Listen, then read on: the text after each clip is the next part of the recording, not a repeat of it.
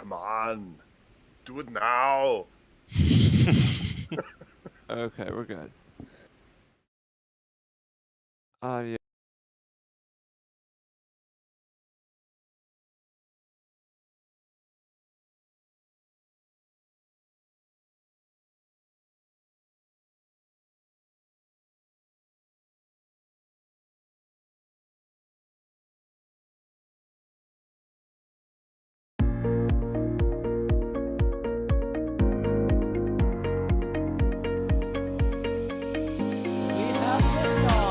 Propulsion continues to be normal. Alright, the chamber pressure looks good. Toggling up. Roger, roll, Atlantic.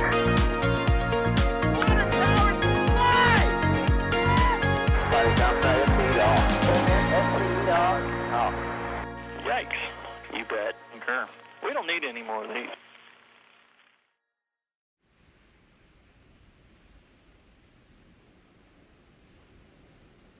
Live coverage of Starship SN11 launch day, hopefully live from Boca Chica, Texas, where we are standing by for today's launch attempt. Starship SN11, the next Starship prototype to make its high-altitude flight test, and targeting no earlier than this afternoon for that flight, so we're going to be live all day to bring you live coverage as they proceed through the countdown, etc. My name is Thomas Burkhardt. I'm an editor and reporter for NASASpaceflight, and I'm joined by a couple other members of the NASASpaceflight team. On comms with me, we've got Stephen Marr, photographer and expert of NASASpaceflight. Stephen, how are you doing this morning? Good morning, everybody. I'm going to be feigning energy because this is a little earlier than I'm used to. I know I probably sound like a wuss, but this is about the earliest I ever wake up, but I've already been up for an hour. So, all right, I'm trying to get my energy rolling here. Alright, sounds good. And we've also got Michael Baylor operating the stream and chiming in occasionally. Michael, how are you doing this morning? I am doing well, and hopefully these horrendous clouds will clear up in time for launch to give us a view of the launch as it gets towards the higher altitudes. This test flight is going to go to approximately 10 kilometers, I should say. So fingers crossed that we will get some views of the launch as it approaches apogee. Right now, the clouds look kind of sketchy. If it were to launch at this moment in time, I think we might have part of our view blocked, but hopefully it will clear up later in the day. Sounds good. Yeah, so today's window actually does not open for a couple more hours still. It opens at 12 noon Central, so in about 4 hours. But obviously we will start to see some preparations for the flight likely before then. You can see the road still open, lots of cars there. In fact, there's some personnel out at the pad doing some pre-flight preparations as well. So right now we're going to stand by. The next milestone we would expect to see is for the pad to kind of close out and the road end pad to actually clear of all personnel.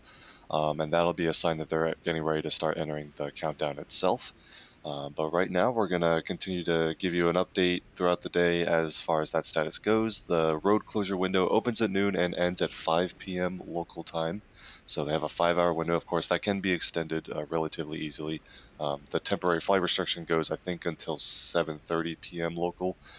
So they have room to extend the road closure if needed, perhaps. So we'll keep you updated on all of that as well. But in the meantime, we'll of course keep taking questions as always and giving you, in addition to just status updates on how launch preparations are proceeding. So really quick, we've already got a bunch of super chats that have come through right away. So let's do these really quick. Tanga with a new membership, thanks for joining on. And Luke Arnold says, good morning from Fort Myers, Florida, at work building docks. Love these guys, love the show, guys, keep going. My question is, could we see a potential spaceport for SpaceX that could be used for a place in space for thruster replacements, etc.? So like an orbital station of some kind? Yeah, like Maybe. a maintenance shop in space. It would be interesting to do maintenance because you would need probably like spacewalks, EVAs to actually do that kind of thing. But I mean, Starship's going to be kind of used as a transport between a lot of different space destinations, and some of those may not necessarily require actually landing on Earth, etc. Although it might be, I don't know, it might be easier just to land something on Earth and do maintenance there, unless there's a maintenance issue that would prevent landing, I guess. I don't know. Maybe that's a thing. That could be Yeah, cool. Obviously, I would think that they wouldn't prefer to do work like that, like in orbit. Like they'd want to land somewhere. Doesn't necessarily have to be Earth. Once we've got a moon base, Mars base set up, they could land on any of those places. But I would think that sitting still on a solid surface would probably be preferred over doing any kind of work like that in space. But sometimes you break down on the highway and you can't get to a shop. There you go. So yeah, that could be interesting. We'll have to wait and see. Thanks for the super chat there. Blake Parsons, a name we are all too familiar with here, with another super chat. Thank you so much for your continued support. Glad to see you in the chat. Taylor with a super chat. Hope y'all are having a great morning. Hopeful for a fantastic launch and landing today. Y'all are the best. Can't get any better than bacon sandwiches and NSF. Let's go. All right, sounds good. Bacon sandwich sounds good right about now. I gotta go get some breakfast or something. But appreciate the super chat there. And then Badger says, "Good morning, nerds. Thanks for your most bodacious chat today. Let's land this candle or blow it up, whatever. That would also be fine." We're hoping for less runs than usual this time. Of course, it is a test program. Sometimes these things happen, but I think we're all hoping for a slightly less explosive flight. It would be awesome for SN11 to be the first to really nail the landing. So let's see what happens. But of course, we got a couple hours before we'll have that attempt. Yeah, so we got another super chat. Henry says, "Good morning, folks. For future crew models of Starship, what's the plan for crew exiting and entering the vehicle upon landing on Earth, Mars, etc.?"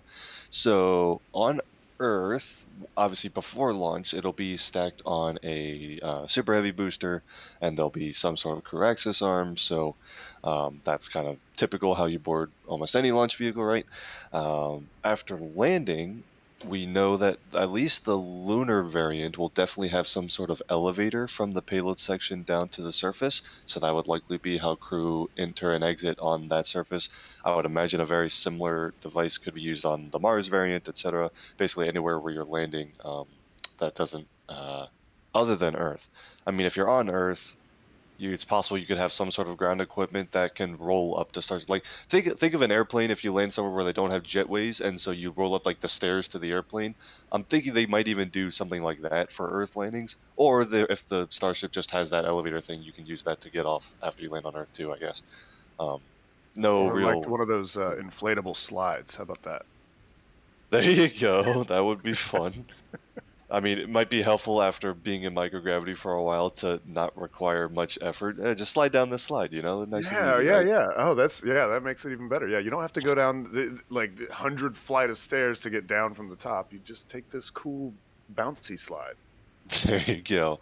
But yeah, we've seen that elevator concept, which is like an official thing. So I would imagine it'll be something along those lines. Appreciate the support there, Henry. Got two quick memberships here, Knox and Christopher. Thank you so much both for your support. We got a couple other questions here. Have they unlocked the flaps and prepped the FTS yet? I believe the FTS is likely armed. We know they were working on arming it on Friday before they scrubbed that attempt. I guess it's possible that they de-armed them or unarmed them. I don't know what the correct version of that word is, but they might have replaced the safety pins when they scrubbed on Friday and thus need to arm them again. I don't know if we know for sure if that happened or not. We'll keep an eye on it. If we see some lifts go up to the side of the vehicle, that'll be a good sign that they're going up to rearm them. So we'll keep an eye on that. I believe the flaps are free. Someone will correct me if I'm wrong there, but I do believe those have been free. Looking at checking. Is there a strap on this? I think there's a strap on those Oh, yeah. flaps. I do see that now. Yeah. Okay. So that's another thing we're gonna have to look for a lift to go up and unhook those. So I stand corrected on both fronts. So likely those are the pre-flight flaps that they have to do in the next couple hours to get ready for flight, both unlocking the flaps and prepping the FTS. Sorry, I was mistaken. Hashtag free the flaps. A question here from Leo asking, did Mary already get evacuated? I don't believe so. I believe that's coming up. She's been told that she'll be evacuated for later today because, like we said, the road closure doesn't open until noon. So I think she has not been evacuated yet, but she's getting ready to. Michael, do you know for sure? Mary has not tweeted anything one way or the other. Oh, okay. So we will. I don't know yet then, but we'll stand by and see. We'll hear from that. We'll hear from Mary, of course, as always. Yeah, we'll know. Yeah. I believe her and Jack may both be getting some cameras and things ready for later coverage. So, let's see. Got a couple super chats that have come through here. James says, "Good morning. What's the deal with the thing in the front?" I don't know what that is. There's that thing that shows up in some of our chats, and we really don't know what it is. So sorry, but appreciate the super chat. Cody with a new membership. Thank you so much. And then Chief Daff just says, "I'm ready to crack open a celebratory beer when this candle threads the needle. Thank you so much, NSF. Y'all make the workday so much better." Appreciate the support there, Chief. Thanks. A question here. Do you think they would refly SN11 when it lands successfully, or would they gain more info via disassembly? I think the latter. I think they're going to tear this thing apart after it comes back, even if it does land in one piece, just because they've already got SN15, they've got super heavy boosters to test. I don't think they're going to want to put those flights later to fly this one again, so I believe their SN11 is not going to be reflown. Plans could change, but I'm pretty confident that this one will not be reflown even if they recover it successfully. Here's a question from PKA who says, "Will Starship land on the moon or Mars first?" Any speculation from you guys? I think I would guess the moon first. It's hard to argue that it's just so close. You know, Mars is so far away. Now, granted, the configuration we're looking at right now is a Mars landing configuration, whereas the moon landing configuration has no flaps, and it has the thrusters up towards the top to avoid throwing regolith around when it's coming down. But they do have the mock-up over there. I don't know. It seems like doing a demonstration landing on the moon would be the thing, because SpaceX likes to move quickly. So not having to wait the 6 to 9 months to get there and find out if it landed successfully would probably be beneficial. I don't know. What do you think? Yeah, I think a moon landing would be. I mean, you also have to keep in mind that you don't have to deal with launch windows that much. I mean, a moon landing you can kind of launch whenever you want. Right. So unless you're targeting a specific launch site and you want to land during daylight, that's kind of the main criteria for that. But But otherwise, then even getting that would come around like once every month. right at least once a month. So there's more launch opportunities, and like you said, it's a lot easier to coordinate a shorter term mission. So I would imagine they probably go to the moon first, but SpaceX can surprise us. Who knows? That lunar variant does have some changes from the ones they're currently flying. I think honestly, the one they're looking at right now is probably closer to the version that would land on Mars, because it's got the fins. It would need a heat shield, of course. But other than that, you can land a Starship prototype on Mars without those new landing thrusters, things like that. So it could be interesting to see, but I would guess the moon. Kieran with the super chat says, "The Falcon 1 fourth time was lucky. Starship fourth time? Surely? Yeah, that is true. Falcon 1 made orbits on its fourth attempt. Maybe Starship will stick to landing on its fourth high altitude test, but we'll have to wait and see." Appreciate the support. David asks, "Was there any information as to why the launch on Friday never happened?" Elon tweeted that they were standing down till Monday in order to conduct some additional checkouts, some sort of technical thing they wanted to get right. I believe he also said that they're doing their best to give the best chance of a successful launch and recovery. So maybe some minor technical things that maybe wouldn't have warranted a scrub on their own, but since they're trying to be really careful and really get this one right, they wanted to get those things ironed out before a launch. So some sort of technical issue on Friday. Likely compounded by the fact that the weather was not great on Friday either. Luke Arnold asks, "If today is successful, what will be the next steps for SpaceX?" I'm assuming with regards to Starship development. I believe the next testing they're going to do is with Super Heavy BN1, the first Super Heavy prototype, which of course is just a ground test article, not going to fly, but they're going to do some ground testing with that. That would likely be next. In fact, if this flies today, we could maybe see a rollout of that as early as perhaps tomorrow. Obviously, we're going to have to look for road closures and things like that, but they'll likely want to roll that out pretty much immediately. So that's what we would be looking for next, most likely. Brightlink with a new membership. Thanks so much for joining on. Appreciate it. Rich says, if there are to be no legs, how does it land on Mars? I feel like I'm missing something here. Yep, nope, you pretty much got it. The idea of kind of designing out the landing legs has some flaws when you try to land on places where you don't have the infrastructure to make up for the lack of landing legs. Yeah, you're It's going to need those doable legs on for the yeah, first time. yeah, it's doable on Earth because you can build some sort of either a mount or a catch tower or whatever, if that's what you want to do. But in order to build those things on Mars, you have to land there first, right? So I'm pretty confident that the legs are going to persist on Starship. You can get away with some sort of ground equipment to catch a super heavy, just because the super heavy won't be used anywhere other than Earth. But when you're landing on the Moon and Mars, I think those legs are going to have to persist. So You know, this kind you've got a of very good point. this kind of reminds me of something I was thinking about the other day. I was listening to the stream during the static fire the other day, and y'all were talking about landing on the moon, and of course, the kicking up the regolith and stuff. I'm wondering if they take the first couple starships to the moon, and they land using those thrusters that are up towards the top. But I'm wondering if after a couple flights they could build a landing pad and keep it nice and clean so it doesn't have a bunch of regolith to be thrown around. Could they just go back to using the Raptors to land? You think it'd be possible to keep the landing pad so clean that it's not a concern? With just the land straight on like the skirt, basically. Oh, well, I mean, have legs still, but yeah. I'm saying maybe the thrusters towards the top may not be necessary if you've got a prepared landing pad there, right? Because the whole thing is, if you come down on the Raptors, Right. and it could probably kick that dust into orbital velocity, and then it's just going to loop around the moon and come right back and smack your spacecraft, right? But Right. if you've been there, enough time, and you've got a little bit of infrastructure built up, you've got a nice landing pad there that's just nice and smooth, and no Right. regolith on it. You keep it nice and clean. Then it seems like that risk could be mitigated.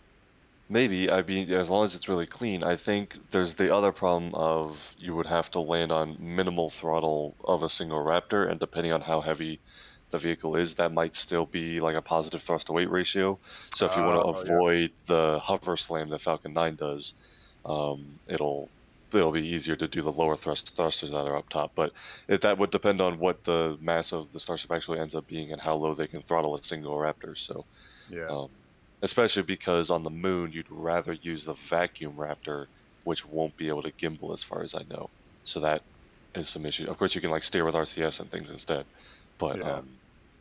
yeah. So it would have to be, that would be a down the line thing anyway. But yeah, Right. I would that could be imagine that they'd want to have a landing pad built fairly quickly, right? right. Even with with the altered Starship configuration, you probably still Right. want to have a nice level landing pad as soon as possible. Right. Michael, go ahead. Go for it. Take one more, and then I'm going to do a brief status update. Sure. So we got a super chat from Michael. Sorry, Michael. Asking what is the GSE tank for? So GSE stands for Ground Support Equipment, and so those tanks will hold commodities such as fuel, oxidizer, so liquid methane and liquid oxygen. They could also hold things like water or nitrogen or helium, just other gases and commodities that they use to support launches and things like that. That's what those tanks are for, and all orbital launch sites and even suborbital launch sites have those kind of things. If you look, all the tank farm that we talk about off to the left, all of those tanks are what we would call GSE tanks. So those are holding the commodities that get pumped into Starship and things like that. Okay, Michael, go ahead. So if you're just joining us and want to know when hop, so that the window opens at noon Central Time, so still a couple of hours until the window opens. So right now we are watching the crews continue to close out the pad in preparation for flight. At noon is also when the road closure goes into effect, so are they going to be able to launch at the top of the window? Probably not. So I would guess probably around 1 p.m. Central Time is an estimate for the earliest possible flight attempt. In the meantime, we expect to see likely flap testing. We should see them pull the flight termination system pins on the flight termination system, and we might see some other tests as well. But we will, stay live for the duration of today's activities, all the way until the launch either happens or it scrubs. So keep asking questions in chat. Tag us at NASASpaceflight in chat if you have a question, and we will continue to bring you updates throughout today. But as of now, per the latest advisory from the FAA, the launch attempt is on. Sounds good. It's on. We've got a bunch of super chats here, so we'll keep chugging through these. Thank you so much for all the questions and the support. Jason says, with all the fittings, tubing, and miscellaneous equipment that is attached to the outside of Starship, will they be moved to the inside for spaceflight models, or is that all just for a test vehicle? So right now they're actually on the leeward side, or the side of Starship that wouldn't be subject to the big reentry heating and things like that. So it's possible they might need to cover them with some sort of raceway or some sort of cover, but they might remain on the exterior, and they'd likely be fine there. There's a lot of launch vehicles that have sort of like Falcon 9 has a raceway along the side that holds a lot of data lines, and I don't know if it carries any piping, but um, I know it carries electrical connections and things like that. There are other vehicles that do similar things too, so it's possible that those will actually stay on the outside, even if they get a slight cover or something. Or potentially they could be moved inside somehow. The difficulty in doing that is that the outside walls of Starship are also the outside walls of the propellant tanks. So you'd have to kind of change your interior configuration a bit to make those lines go on the inside. So probably more likely they'll just cover them on the outside, which they don't need to do for these lower altitude tests versus going all the way to space. But yeah, those will likely stay right where they are, I would think. We're getting a lot of questions about the weather, and I don't want to put us on the spot. I don't know if anybody has checked the weather other than what we see here. Right now, it looks, I mean, as far as like clarity, looks great. I've seen a lot Yeah, of gray behind Starship, but I can do let me do a brief cloud ceiling check, because you do see some overcast skies, but not. I mean, we're very happy right now because there's no turbulence between the camera and Starship, so we're very happy about that. It looks like a really good picture. Um, According to the Brownsville Airport readout, there's some broken clouds at 1,900 feet, some more clouds at 2,400, and then an overcast deck at 3,400. So those are all below where Starship would be flying. So Starship would be flying through some clouds at this point. But again, that's the weather now and not in 4 hours or so. So Michael's zooming out to give us a better idea. oh, there you go. You can see it's not a very clear day right now. I really like those kind of clouds, though, to be honest. Like they just kind of flow. It looks like a flowing river. So, but I think we'll be hoping that those clear up a bit so we'll have some nice clean imagery on the way up and back.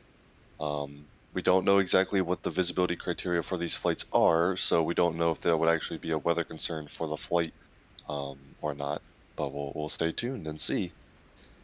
Wonder if they could fly one of their drones just above the clouds and get a view that way. There you go.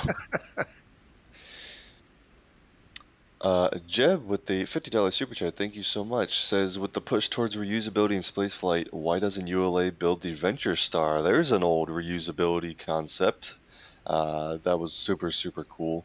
I don't know if ULA owns the right to that vehicle. I think, wasn't that a Lockheed Martin project technically? But either way, I mean, that's an old concept, and I don't know how easy it is to kind of restart that. It would probably be easier to go with a clean slate reusability concept at this point. ULA's gone through a lot of reusability concepts, and there's been a lot of studies. But right now they're going with the Vulcan, which will be initially expendable and potentially evolve to a reusable vehicle. But they're not really pursuing full reusability. They don't see that as where they need to go next. So obviously time will tell whether that's the right idea. But I don't think Venture Star is coming back, as cool as that would be.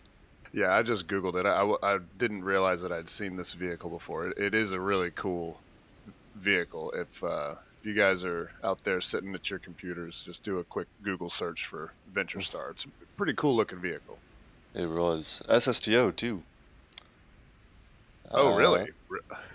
Wow. I think so, right? Single stage to orbit? Hold on before I check myself. Yep, okay, it was. I'm making sure that I wasn't messing up. Yeah, that was a single stage to orbit with an aerospike and a glided landing, kind of basically a shuttle replacement proposed by Lockheed Martin. It was crazy, but it would have been really cool. Yeah. Yeah. Yeah, a lot of people may not realize that there have been attempts for reusability over the years, and it's just not an easy thing to do. You know, it's taken a long time, a lot of lessons learned to get to this point, and SpaceX is, as the cliche goes, standing on the shoulders of giants. There's lots of things that others have learned along the way that they've been able to learn from, and not necessarily have to make the same mistakes that others have made.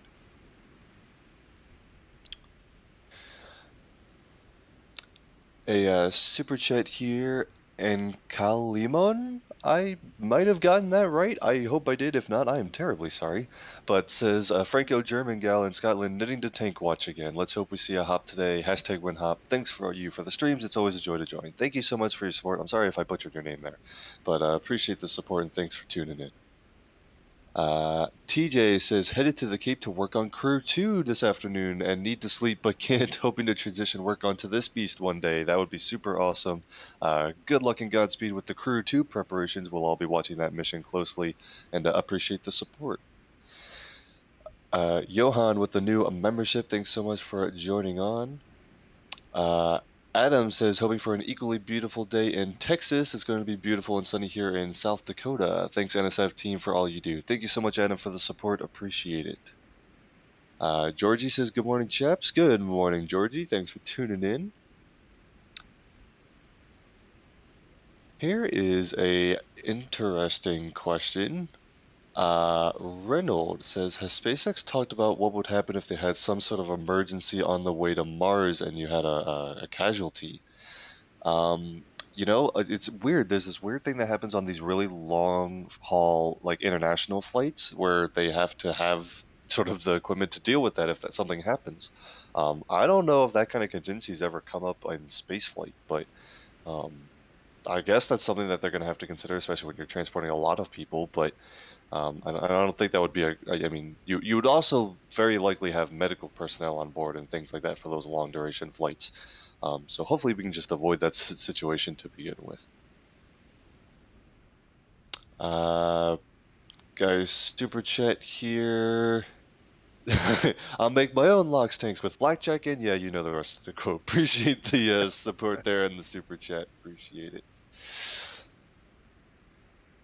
Eric says, once SpaceX starts building things like landing pads on Mars, can we get a robot camera live stream of that too? Listen, if we can get robots on Mars, I know Das is on board with the idea, so we'll see what happens, but hopefully we can maybe make that happen.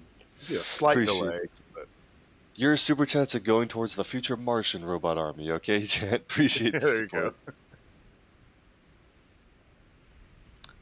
go. Josh Wilson with a super chat. If the lunar version will never come back to Earth, will they have to rendezvous with another version of Starship in orbit to get the people back?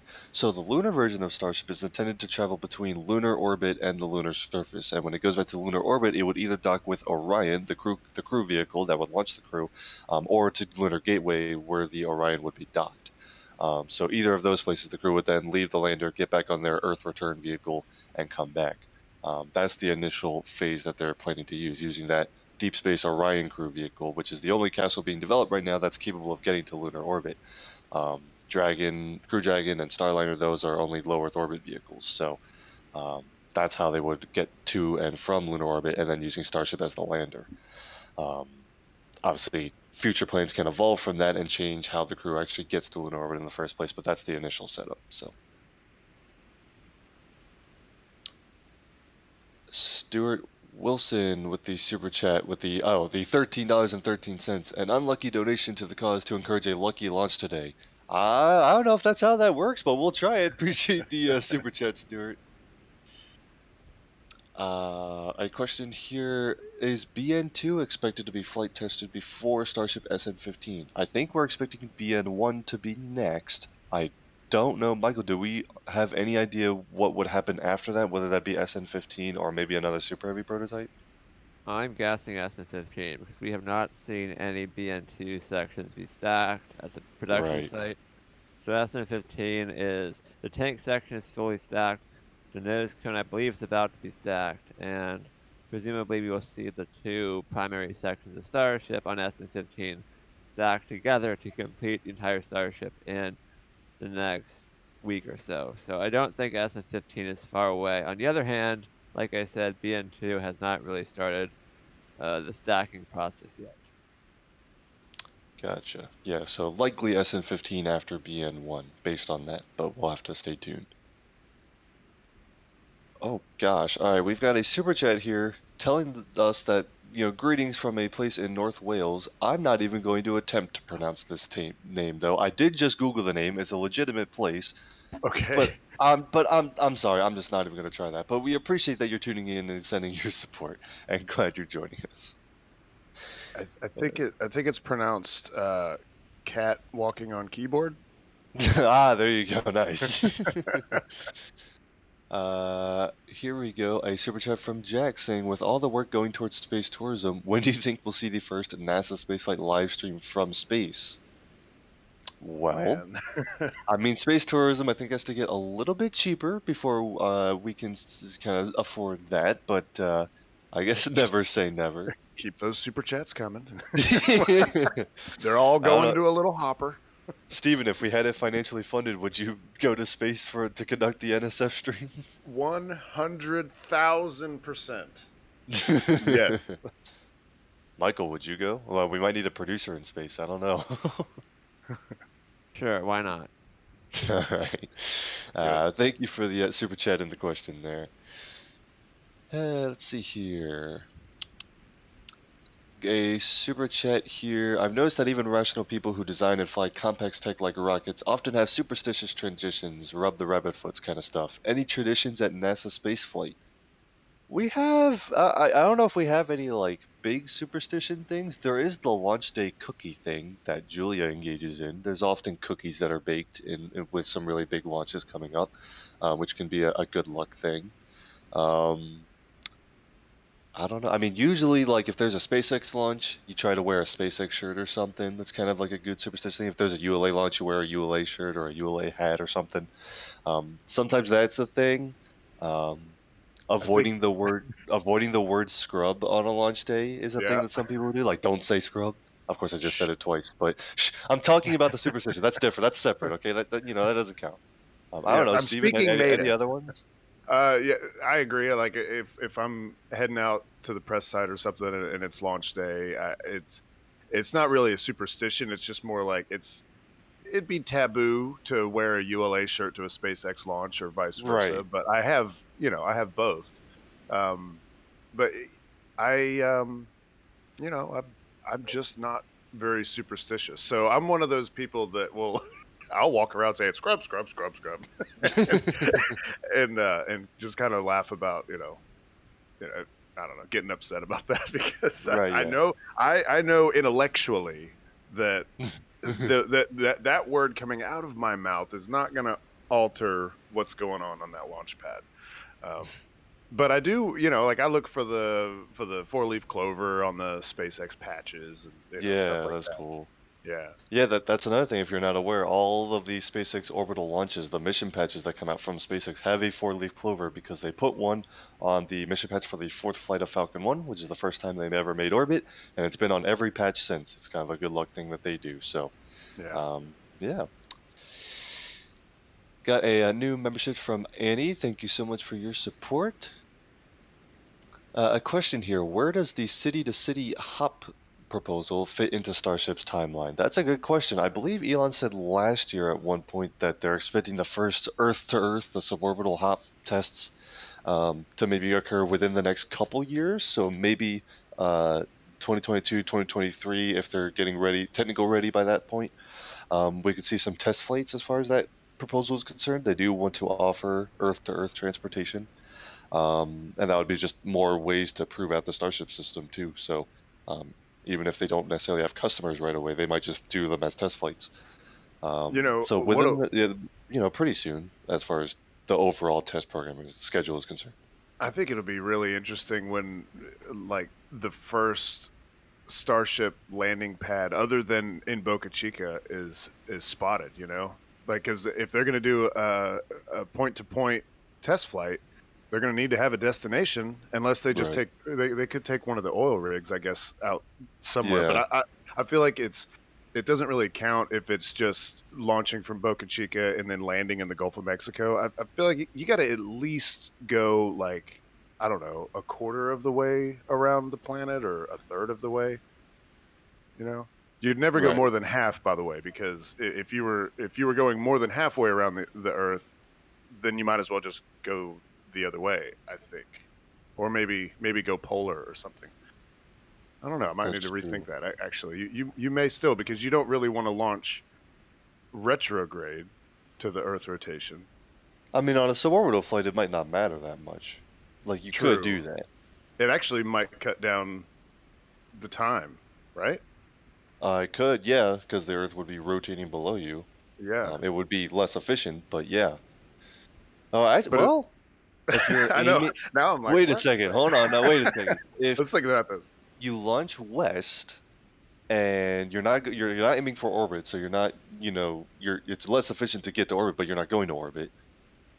Would it be easier? Oh, this is interesting. Okay, Yeah. if you're launching from a point on Earth to a point on the exact opposite side of the Earth, what's more efficient to launch east or west? It's probably west. You make a very good point, and I've never thought about that before, but it's probably launching west. That's fascinating. Except from Boca Chica, you can't do that because you can't fly over land. But once they really get rolling and have options on west coasts of either the U.S. or other countries or whatever, Right. where you make that west direction an option. Yeah, that is. Yeah, somebody out there is going to have to crunch some numbers and figure this out. I don't have the brain power to do it. But as far as putting people on there for point to point, I think we're a long way from that, because you need to have a lot of flights under your belt before you start putting people, especially like, just everyday people just paying to go somewhere else on the planet. It's going to be a while before that happens. Right. And then another question here: how big is Starship compared to Falcon 9? Starship is 50 meters tall, correct? 50?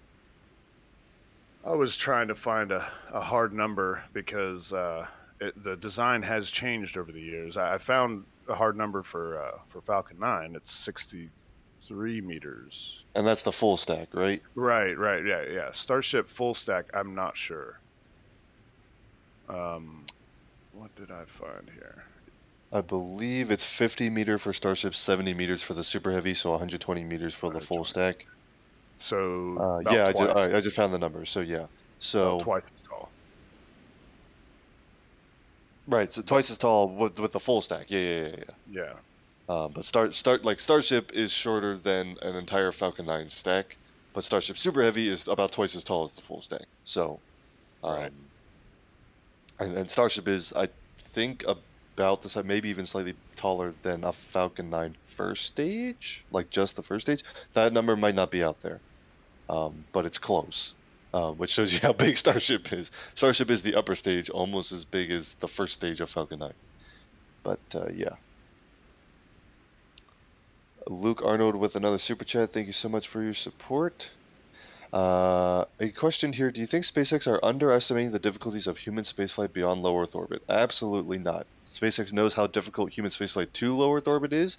They know it's not easy. They've been working on Crew Dragon for years. And I know that they are well aware that there are even more challenges when you go beyond LEO, where you're talking about radiation protection and long duration spaceflight and communication delays and things like that. They know all of those risks, and they're working hard to address those before they put people beyond low Earth orbit. And I think they're really hoping that they can pair up with some other companies that might, want to tackle those issues. I know Elon has mentioned that he wants other companies to take part in this so that they don't have to handle every little detail. They can focus on the transportation part and have others come in and help out with maybe life. I mean, life support, maybe not, because they do have Dragon and they've learned a lot. But there's going to be a lot of other things that they're gonna need, and SpaceX may not want to have to handle it all on their own. Right. They'll likely leverage a lot of experience from from NASA and other agencies that they're working with, because I mean, who's got the most human spaceflight experience in the U.S.? NASA, right? So NASA. SpaceX is gonna use that 100%, and then NASA will be happy to collaborate with that. Bob Ellis says, "Let's light this candle soon. Got a colonoscopy this afternoon." Well, we'll try to get you hot before then. Appreciate the support. Nathan says, "Started following Starship at the start of SN9's test campaign and found NSF. I keep your streams up in the background at work. Your coverage is a window into humanity's future. Thank you for all of NSF team for what you do." Thank you so much for the kind words there, Nathan, and the support. Glad you enjoy, and glad you're tuning in and sending your support. Johan says, "Hi from Norway." What's up, Johan? Appreciate the support.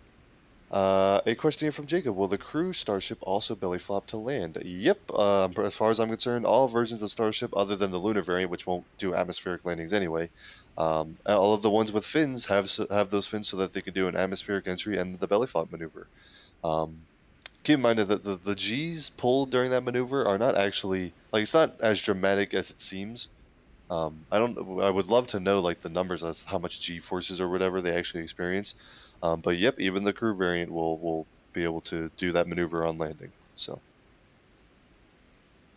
a question here, watching from the Netherlands. In your opinions, what are the odds of an actual attempt today? Keep up the great work. Hard to say. We know, I mean, we're looking at those clouds. It's hard to know if that's actually a weather constraint or not. But that is something we're looking at, and we're also still waiting for some pre-flight preps, including releasing the flaps and preparing the FTS. So without all of those things, it's hard to say that we're close to an attempt, but we also know that the road collision doesn't start for over 3 more hours. So it's kind of, we can't at all rule out an attempt today because they've kind of got everything in place to make that attempt this afternoon. But it's we'll be more confident in that once the preparations get really underway. So I'm not even going to put a number on the odds for an attempt today. I think it's too early. But I'll put it this way: if we didn't think there was a good chance of an attempt today, we wouldn't be live. So there you go. There you go. A good morning from North Carolina. Does SN11 have vacuum engine mass simulators, and if not, do we know when they will start including them? I don't believe they're simulating the mass of the vacuum engines right now. Keep in mind that, well, I guess during the early portions of flight you wouldn't. It's weird to do mass simulators for engines because the engines also then produce thrust, which offsets the mass and then some. So I don't know if that's even a thing they usually do, but except for like 2-stage tests. But this is obviously a single-stage test. I don't believe it does, and I don't believe we'll see any mass simulators there. I think the first time we'll see that kind of included is when they're ready to put a full stack Starship and Super Heavy together, and they'll just put vacuum Raptors on board because they'll need them to get to orbit. So yeah, they will be waiting and standing by for the first orbital test flights to see some vacuum engines on board. A question here, with Starship having to refuel in orbit, and I'm sure others going to follow suit, how long do you think permanent orbital fuel depots will follow? Elon has mentioned that it would make sense to have fuel, like propellant depots on orbit instead of launching, a tanker Starship every time you need to refuel Starship. So that is something that they're definitely looking at. It'll probably be a bit before that becomes something they need to actually start launching, but would not be surprised if that comes into effect. As far as timeline, I think we all got to stay focused on getting Starship to orbit for the first time before we start talking about the longer duration time frames. But certainly in the cards, following Starship getting to orbit a little more frequently. Yeah, I think the fuel depot thing is a really good idea because you can just regularly send up Starships, keep the depot fueled. And like you said, that way it's not like, okay, launch a Starship and now launch your tankers, hope weather's good and everything. You could just have these regular flights going up all the time. and just keep it topped off, and that way Right. any starships that need to stop off, at the gas station, they can do so. Exactly. Super chat here, Moldy Space Industries, who says Thomas Fan Club. What's up, Moldy Space? Appreciate the super chat as always. A good question here from Neil. How come the Lunar Starship variant doesn't have the aero services? Because surely it still needs them for Earth re-entry. It doesn't, because the lunar variant of Starship will not conduct Earth re-entry. It will fly between lunar orbit and the lunar surface. It's possible that it will fly back to Earth orbit for refueling versus being refueled in lunar orbit. I don't know if there's some. I think there's some conflicting info about which one they'll do, but regardless, it needs to be refueled at some point, right? But it will not actually enter Earth orbit or re-enter Earth ever. So it does not need the fins. So it will only conduct landings on the moon where there's no aerodynamics to worry about. So yeah, that answers the question. That's also why they can paint it white. All of the other Starship variants are just the bare metal stainless steel, because if you went through Earth reentry, the paint would burn off. But the lunar Starship won't have that problem, so they were going to paint it white, which will help them maintain the right thermal conditions in the tanks, because the white will reflect a lot of the heat away. But yep, no Earth reentry for the lunar variant of Starship, so no aero services. Christopher Kirk says, enjoying the coverage from the UK. Here's hoping we see a landing without an eager second hop. I agree, Christopher, and appreciate the super chat there. I like this question from Zachary. Why can planes fly over land but not starships? To me, I think I know, is because planes have a much longer track record and a much more reliable track record than rockets. Like, even though we have a lot of reliable rockets these days, but I still don't think that their percentage of success is up to what airplanes can do. And also, if with most planes, if something goes wrong in air, you still have the ability to get down to the ground safely. Whereas with the rocket, if things go bad, they usually go pretty bad pretty quick. And Right. they land. You don't want them landing on populated areas. Right. So yeah, aircraft have the ability to glide with an engine failure, things that rockets cannot do. So that's a big factor. But yeah, it's also just like planes have been flying for a long time and they're really, really reliable. The idea with Starship is to fly it often enough that it reaches that same level of safety, but they're not there anytime yet right now. But when we're talking about flying on land, we're talking about the launch phase. There's precedent for things to be able to re-enter over land, and this ties into another super chat question we've got here from Chris, saying if they're going to orbit from Boca Chica and have to launch to the east, they're going to have to deorbit over land, are they not? Right. If they're coming to land at Boca Chica, for example, that's going to be a reentry over like parts of Mexico and things like that. But that's not a deal breaker. The space shuttle did the exact same thing. So there's precedent to be able to land a vehicle over land or do it with the reentry profile. It'll be remaining exactly how they're going to do that. They also, I know, have plans for similar reentries over Florida that have come up in environmental assessments and things like that. But that is the plan, and that's less risky than the launch phase where you have a fully propellant, like fully fueled vehicle and things like that. During reentry, you only have your landing propellant, and the vehicle has already gotten to orbit safely, so there's some more reliability in play there. We've got some lifts going up to the side of Starship right now, so we were talking about those pre-flight preparations. It looks like that one might be headed to the flight termination system. Either that or the forward flap. We'll see which one. Yeah, or it it's is in going a to couple go all the way seconds. to the top, but we'll see. So pre-flight preparations continuing at the pad for today's launch. Again, the launch window does not open until noon Central, so these are all pre-launch preparations going on right now.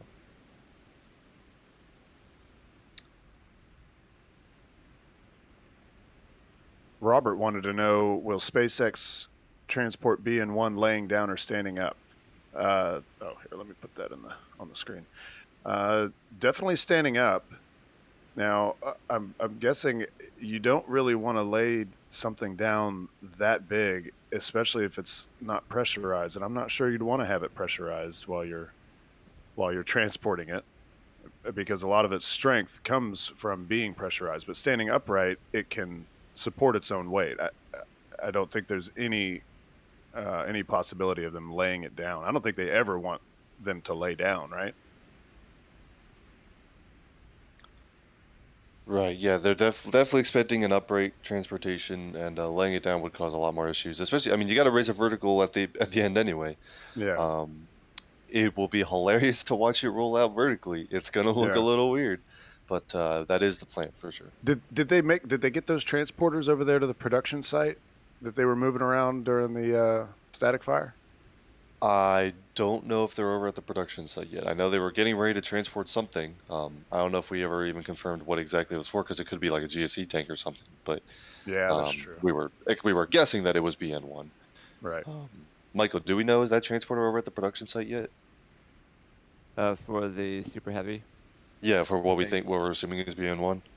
I don't think it is. I'm zooming out our other camera right now. No, it's not. I will show you where it is because we have a camera that can see it. Here you go. So on the left-hand side of the screen, you can see the transporter, which we assume is to move the Super Heavy. We have not seen that transporter move starships. Typically, they move starships with a smaller transporter. So presumably that larger one is for Super Heavy. We don't know for sure, but we are assuming that is the Super Heavy booster transporter. And again, we're expecting they could roll that out pretty much immediately after SN11 flies, so we'll wait and see. It does look like that lift is on the FTS system. Right, it stopped, so that's probably arming the FTS. The other thing that they're looking for is to release the flaps, so we'll stay tuned for that. But looks like they're getting the FTS ready first. Good sign as always. A super chat here asking, do you think, of course I still love you, and just read the instructions, would be able to handle super heavy? I think they're technically big enough, but only barely. Oh, it'd be a tight fit. It would be tight. And as far as like weight is concerned, I mean, when you land the booster, they're actually pretty light because they've got no propellant left, basically. It's possible that they could also support the weight. Now, will they do that? I would guess not. I think that's such a small platform for a super heavy. I think that's why they've got the two oil rigs, the Phobos and Deimos. If they're going for downrange landings on either test flights or operational flights, I believe that those would be used because they're a lot bigger and a lot more sturdy. I don't think we would expect the current Falcon 9 drone ships to support the Starship program in any way. Not that they couldn't, but it would offer some additional challenges.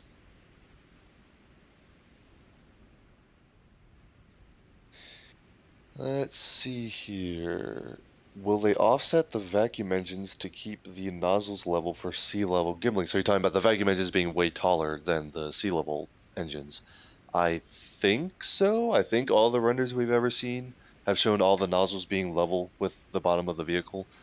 So I would guess yes. And plus that way you don't have the sea level engines like gimbling and firing into the vacuum engines.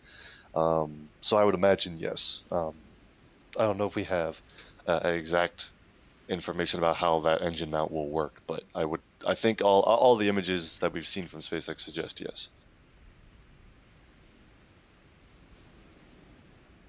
A super chat here saying no sleep till hop. Absolutely appreciate the support. Paul says greetings from Romania. Thank you to the NSF team. Thank you so much. People still asking about evacuation for the village. We still haven't heard if Mary's been evacuated yet. We will definitely let you know though once we find out. Rough Rider Show says, with May approaching fast, what prototype do you all think we would be on the pad around May 17th? Because that's the day I'm heading down. That is way too far in advance in Boca Chica time to have any idea what might be on the pad by then. Things change in Boca Chica so quickly, we don't even necessarily know what's going to happen next week. So Right. I'm not even going to speculate on that. But whatever time you're in Boca Chica, there will probably be something happening. So let's just put it that way. Yeah, there'll be something to look at for sure. Michael with a new membership, thanks so much for joining on. Melita with a question, do you think humanity can get to Mars before 2030? I've always said, when people have asked when people are going to land on Mars, I've said during the 2030s. So not before, but during the 2030s. That's always been my answer, and I still think that's a reasonable expectation. Steven, any other opinions on that? I said yes. I think maybe, okay, to go back to the superstition thing, this is where maybe I am a little superstitious. I think, think positively about it, because you can't alter it one way or the other. I just really hope. I want all of this to happen as quickly as possible. Obviously being as safe as possible, but there's a lot of aspirations in space, and I think that, in the future, humanity will be in space. Well, it'll be normal for people to live and work in space, and I just want that to happen as quickly as possible, because I want to see as much of it. Like when I leave this world, I want to know that humanity is living among the stars. So I don't know if that's a prediction. I really hope so. Now, I have a question. You mentioned it will be normal for people to be living and working in space. Could I argue that that has already happened? Because we have had people living and working in space for over 20 straight years now on the International Space Station. So what exactly are you referring to when you say that? What additional thing are you talking about? What's the change between what we're doing on the ISS already? I think it'll be a point when you don't have to be an astronaut to go and spend a lot of time in space. I know, we've got like Well, the everyday inspiration. people is what you're talking about, yeah? Exactly, like where you could, excuse me, you could apply for a job that, maybe it's, at first I imagine it'd be some kind of industry. Blue Origin has goals of, well, I'll say Bezos specifically. He has a vision where most of the heavy industry is moved off Earth, and and then Right. Earth, it can be sustained as, just like a beautiful, like a kind of like a national park kind of thing, but the whole Earth. And I think something like that's the kind of vision that I have for people living and working in space. Like, oh, what are you gonna do when you grow up? I'm gonna go work on the whatever space station. Not as an astronaut, 'cause, like, you get there, you hit your ride on like a Starship, and then you go live up in space for 6 months or a year, and then maybe you get to come back for a while, and that's just like a normal thing. Like like kids at school, like, oh yeah, my dad's working in space, for the next few months or something. Like that kind Right. of reality. And because once we're doing that, it opens up all other kinds of doors, and actually other kinds of doors will lead us to that. I mean, there's asteroid mining, there's bases on the moon, there's the industry in orbit and stuff. um, that's the kind of hopeful future that I dream about. Absolutely. I think we're all with you on that there, Steven. Cool. Got a whole bunch of super chats and stuff. Let me see if I can get some of these. Nicholas, if the ISS was in the right place at the right time on a clear day, could they watch the launch out the window? Believe it or not, yes. And there was actually a very cool video. I don't know who on the ISS caught it. I believe it was released by the European Space Agency, so it was perhaps a European astronaut, but I could be completely wrong there. But there was a Russian Progress resupply mission launching to the International Space Station, and those launches occur basically as the ISS's orbital plane passes over the launch site, which doesn't necessarily mean the station is actually overhead, but every once in a while that means the station is also pretty much flying overhead at the time. And there was an awesome video of you could see just like a spaceship leaving Earth, and it came up above the atmosphere, and you saw like you even saw like the booster stage a bit. It was a very cool video. Highly recommend. I think if you Google like rocket launch from the ISS or something, it'll probably be the first result. But that's a super cool video. Highly recommend checking that out. It was awesome. Yeah, But those yeah, I are think you super totally cool. can. How practical is it for SpaceX to retain the same momentum with Super Heavy, considering the Raptor count, even keeping the count lower without loads? As far as like testing cadence, yeah, Starship only needs 3 Raptors and Super Heavy needs a lot more. It's possible that the early test flights will only need a couple for like a hop test or something like that, so that'll help at first. But yeah, they need to increase their Raptor production rate, which they will be doing, but it's a matter of getting that accomplished to get the really big Super Heavy testing. The other, I mean, I don't know. Super Heavy might be one, especially like so the first orbital flight, which again our current like speculation slash prediction is that we're expecting Starship SN20 and booster BN3 to be the first orbital stack. BN3, after that first attempt, will likely attempt a landing because you're gonna have all those Raptors on board, and it would suck to intentionally expend all of those Raptors. So I would imagine they will put a lot of effort into super heavy reusability early, which will help because then you can just refly the same booster a lot. Obviously, there will be design changes, and eventually they'll retire old ones that are outdated or whatever.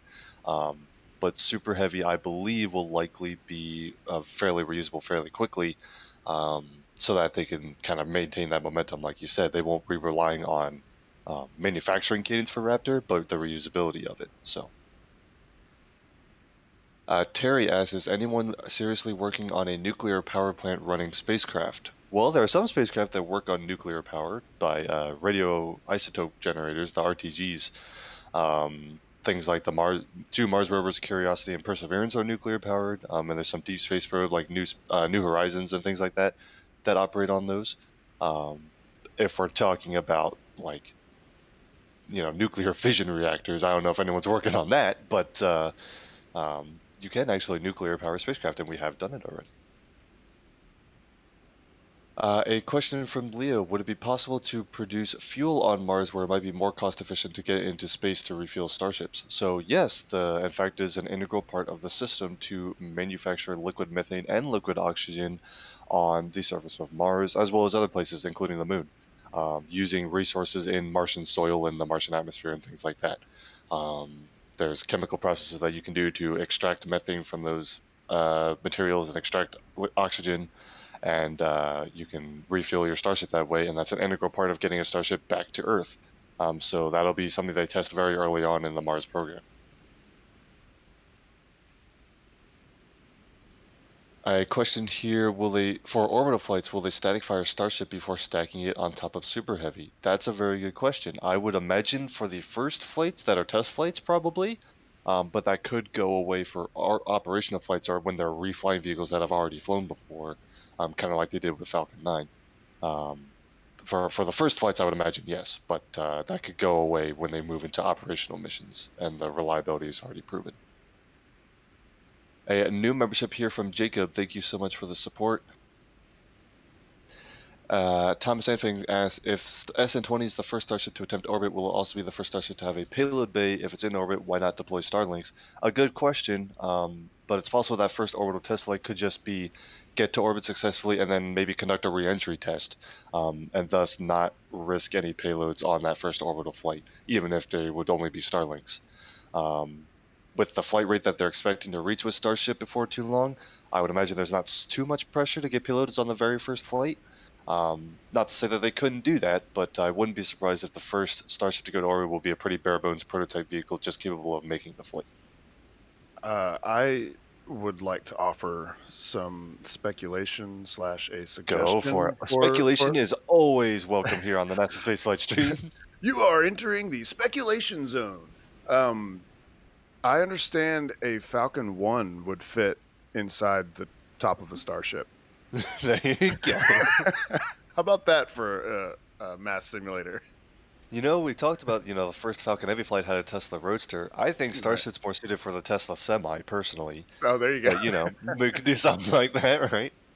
Yeah, but the Roadster was like an older model, and That's true. The Tesla Semi is not old. I think putting a Falcon 1 in there would close the loop, because there's a lot of similarities with how Starship's being developed to how Falcon 1 was developed. Of course, Starship's a much larger scale, but it's very similar. It's that kind of rugged, flying by the seat of your pants kind of development. So Right. yeah, I think that would be awesome. Throw that Falcon 1 in there. A question here: how does SpaceX plan to handle boil off on long flights? So we're talking about the propellants, which are super cold and densified into liquid form, but are not liquid at room temperature. Um, on the flights to the moon, but also more especially flights to Mars, which last a couple months. How do you prevent the fuel from evaporating? And so there will be an intense thermal control system in Starship. We don't have any big info about how exactly it will work, but there are ways to handle the temperatures in your propellant tanks and the pressures in there to help keep those propellants at the right state. And so they will be developing that, and it would be interesting to hear some more details on it, but they will have a system in place to do that. Um, there will probably be a non-zero amount of boil off anyway, but as long as it's a very minimal amount, you'll still have plenty for landing. And keep in mind that the landing propellant is stored in not the main tanks; it's stored in those header tanks, which are much smaller and thus easier to maintain thermal control over. So that will be part of it too, is using those header tanks. Yeah, that's a thing, and I think I've brought it up before. I don't understand how you could maintain the right temperature. I mean, I know on Earth we have air conditioners, but that's not quite the same. How do you Yeah. keep something that cold in space? It's got to take a lot of energy, And then of course there's the if as you vent a little bit of it, it can bring the temperature down. But and isn't there there is a second stage? Is it Centaur that's able to keep propellant cold for a long period of time? Am I thinking right? So Centaur is a very long, yes. And especially there's like a package they can add to the Centaur upper stage to make it like a really long duration stage for those missions. So yeah, Centaur does have some pretty intense systems to prevent boil off and keep its propellant over a long launch duration. That lift has already gone down, and it looked like it did Ooh, work on both flight termination systems, so I'm not sure if they have successfully pulled both pins, but that definitely went a lot faster than last time if they are really done. Yeah, I would agree very with you good. there. Of course, we're still waiting for those fins to be unlocked, so we'll expect to see some lifts go back up, but it's possible that the FTS is ready to go. We'll keep an eye on it as always. We got a super chat here from Kenneth, $20. Thank you so much. Took work off today just to watch the launch. I'm so thankful for the live coverage. Well, thank you so much. We appreciate that. That's dedication right there. Yeah. Took the day off to watch a YouTube stream. Richie's asked, do we know if SpaceX is developing their own EVA suits, or are they planning on leasing from NASA or elsewhere? So, Good question. there is only one, or hold on, stand corrected. There are only two places around the world that conducts EVAs right now: NASA and Roscosmos. They're the only ones that are doing spacewalks, and they're both doing them outside the International Space Station. NASA is developing the new XEMU, which is a lunar surface spacesuit to walk around on the moon, obviously. For the lunar variant of Starship, which is part of NASA's Artemis program, they would just use those. So those would be NASA spacesuits because they'd be carrying NASA astronauts. It's possible that on those flights, a SpaceX crew member could become like a crew member on an Artemis mission. Wouldn't rule that out, but they'd likely still use the NASA spacesuits. When we start talking about Mars, I know NASA also has that. Their spacesuit operations team have concepts and designs for a Mars-specific suit, but although they're much less farther along than the moon suits, I would imagine SpaceX would at the very least collaborate with them. And it makes a lot of sense to have commonality between spacesuits, so it wouldn't make a lot of sense for to have two different suit designs. But we haven't heard much on that end as far as like Martian EVA suits. But as far as an EVA conducted from the ISS, you would use your NASA spacesuits. And going to the moon, you would use those exploration EMUs. Hold on, I gotta remember what EMU stands for. NASA EMU. Extravehicular Mobility Unit. That's what it was. Basically, the acronym for a spacewalking spacesuit. So for low Earth orbit and the moon, they'll use the NASA ones almost certainly. Really quick, I saw this message throw up in chat really quick, asking us if any of us have played Surviving Mars. The reason I'm pointing this out because highly recommend that game. Surviving Mars is really awesome. Oh, is it? I've heard of it. I never got into it. Highly recommend, very very much so. what parts of it do you think are realistic? It is semi-realistic. I mean, there are some parts of it that I was like, that probably wouldn't happen. But I mean, for the most part, it's pretty good. I think Scott Manley's got some videos on it too, behind the science behind some things. But really quick, I just saw that message in chat. And I wanted to say like, yeah, cool game. I see you in chat. Got some more super chats and stuff. Michael with a new membership. Thanks for joining on. John King with a membership.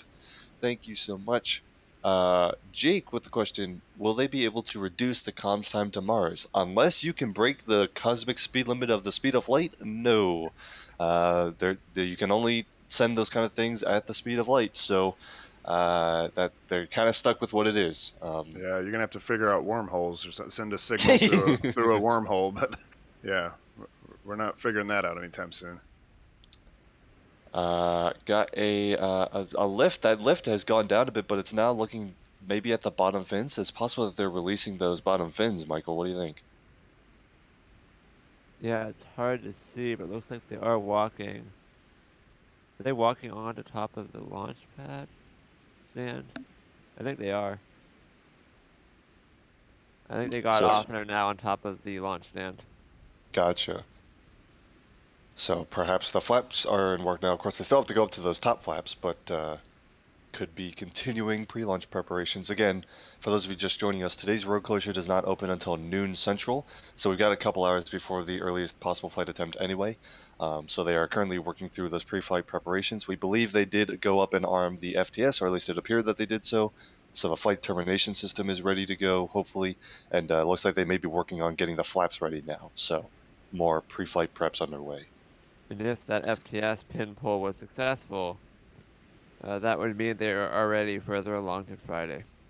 Right. And yeah, just to reiterate, FTS stands for Flight Termination System. So that's the system that would destroy the vehicle if it was going to fly beyond the safety corridor that they've got closed out for today's flight. Another question here asking what does TFR stand for, and TFR stands for Temporary Flight Restriction. Basically, that's the airspace closure around the launch site to protect the aircraft and things like that from the launch. So that's what we're talking about when we say TFR. You may also hear us call it a NOTAM or a Notice to Airmen, NOTAM. That is basically the notice that goes out to alert people that there is a TFR. So basically all TFRs are NOTAMs, but not all NOTAMs are TFRs, because a NOTAM can say something other than an airspace restriction. But basically those are kind of interchangeable in this context. And then there's also a NOTMAR, NOTMAR, which is a notice to mariners, and that's sea space closures to protect from boaters and things like that. So those are all the restrictions that we're talking about, and they all have their various acronyms. A super chat here from David. Thank you so much for the support there. Taylor asking, how are they going to insulate Starship and GSE tanks to reduce boil-off, and would they have to land with all 6 engines on Starship before orbital flight attempts for more data, since there will have more weight? So as far as tank insulation, I don't think they'll need any intense insulation on Starship. I think they'll be able to handle that by thermally controlling the header tanks and things like that. GSE tanks on the ground will very likely have some sort of insulation, because obviously there's no mass penalty for doing that. You're not flying them, so you can make them nice and heavy and keep them nice and insulated. And then as far as having to land on all 6 engines, when you conduct a landing, you're only landing with whatever your landing payload is, if you have any, plus your landing propellant. So the Starship vehicle is not that heavy during landing, so it will likely not need more than the sea level engines to land on Earth, for example. Obviously on the moon you have those moon landing thrusters that are specific to the moon variant, and then even on Mars those sea level engines will be sufficient, should be. So yeah.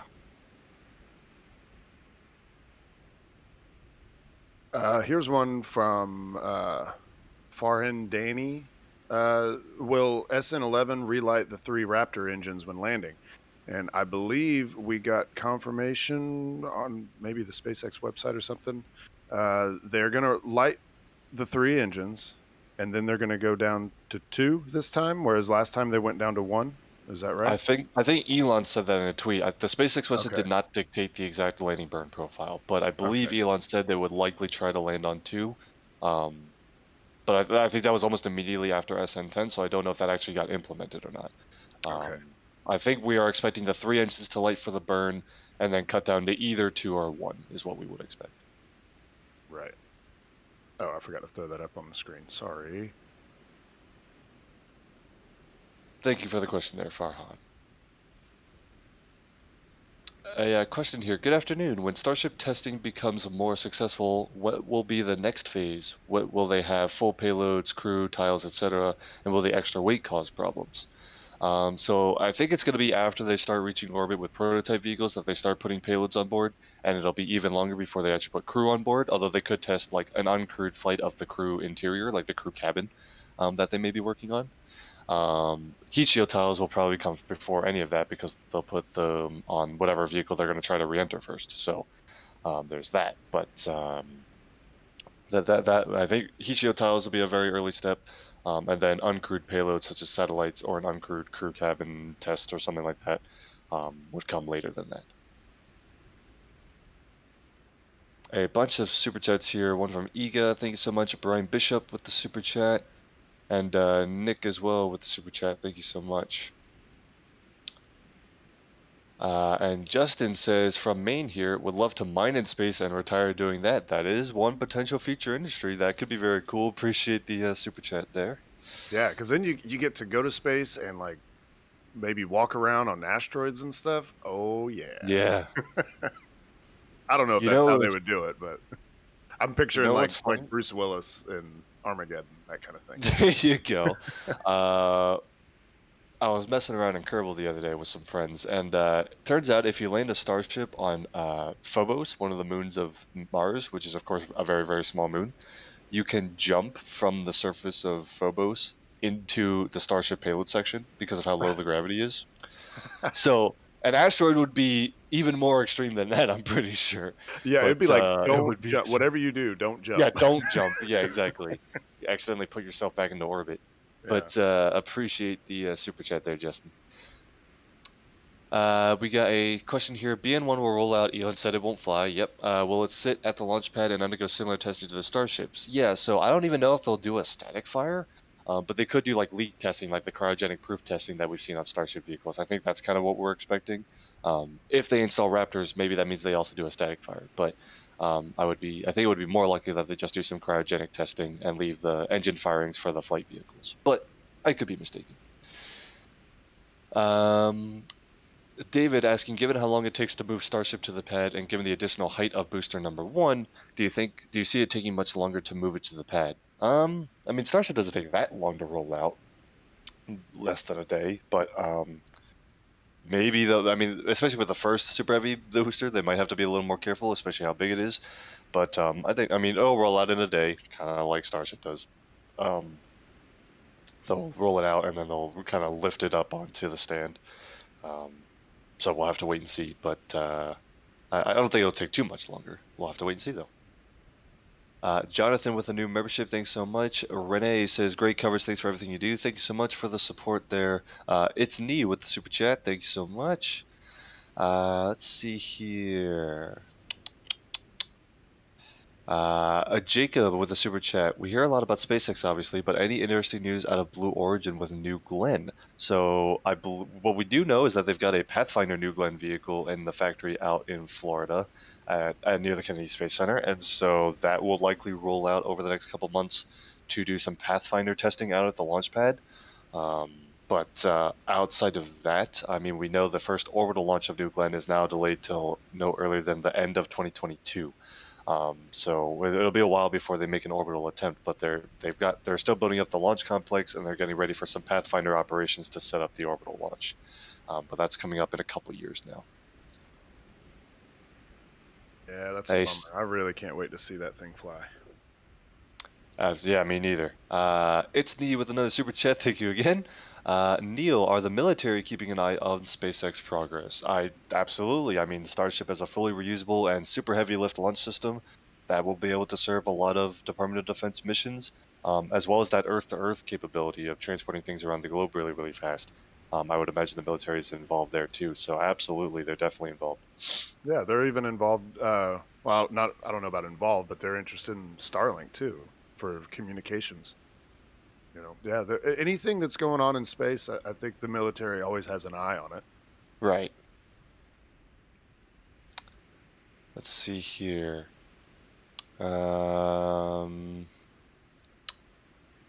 Ricardo says the roadster payload for Falcon Heavy was a prototype. Setting up a semi would be awesome. Keep up the great work. I think it would be funny. It would be right up Elon's alley. But I think regardless, even if it's not a semi, I bet they'll have some sort of amusing mass simulator. If I had to guess. Yeah. A couple new memberships here from Santosh. Thank you so much. Jimmer as well. And Fabix. Thank you so much for all of your support. Astro6 with a question. Knowing that SpaceX Starship is the beginning of human colonization into outer space and to Mars, what does NASASpaceflight think is the next best company or country to build a competitor to Starship? Ooh, that's a good question. Yeah. I mean, so what are the things that define Starship? Full reusability and super heavy lift capability. We're talking more than 100,000 kilograms to orbit, right? Right. And of course, full reusability. Right now, the only other groups that are pursuing reusability, partial reusability, which is what Falcon 9 and Falcon Heavy currently offer, is Blue Origin with their New Glenn system, and Rocket Lab with both Electron and their new Rocket Neutron. Right. ULA does not have any near-term plans for reusability. I know smart reuse is a concept, but that's a very far-off thing if it happens at all. Arianespace, not really doing anything. There's like some small studies, but nothing really to be implemented. And there's I think some company in China that's working on something that yeah, looks a lot there like. are a company or two in China that are like experimenting with some of that, but they're kind of far off stuff too, and that's all partial reuse. I don't think I've actually seen a public like concept for a fully reusable Starship class vehicle. So And that will be interesting. it might take SpaceX proving that it's possible before you actually see Yeah, anyone else coming out and saying that they're trying to do it. exactly. I think if I had to pick one, I would say Blue Origin. I know that they'll likely take some time because they're a bit behind, but given their goals for for reusability, I would imagine a fully reusable successor to New Glenn would make sense. And we know that there was at least at one point a concept called New Armstrong, Right. obviously named after the first person to go to the moon, so obviously something intended to support lunar operations.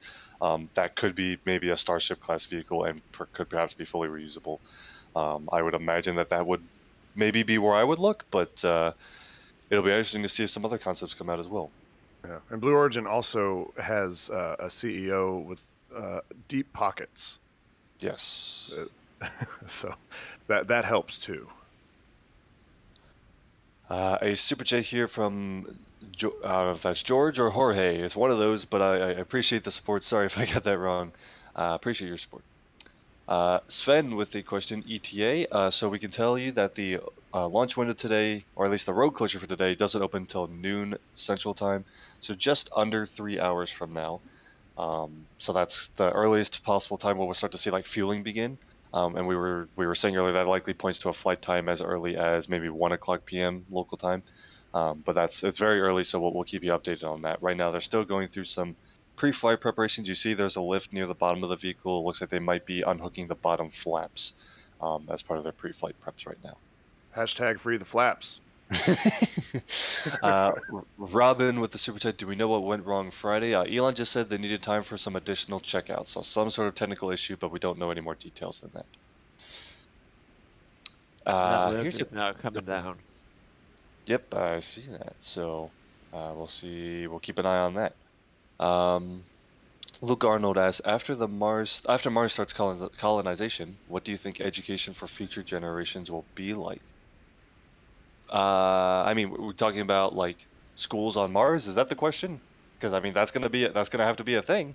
Yeah. If you have people living on Mars, and I mean, I think a huge part for humanity will be, the first time a human is born not on Earth. Yeah. That Yeah. will be huge. First children in space. Yeah. Yeah.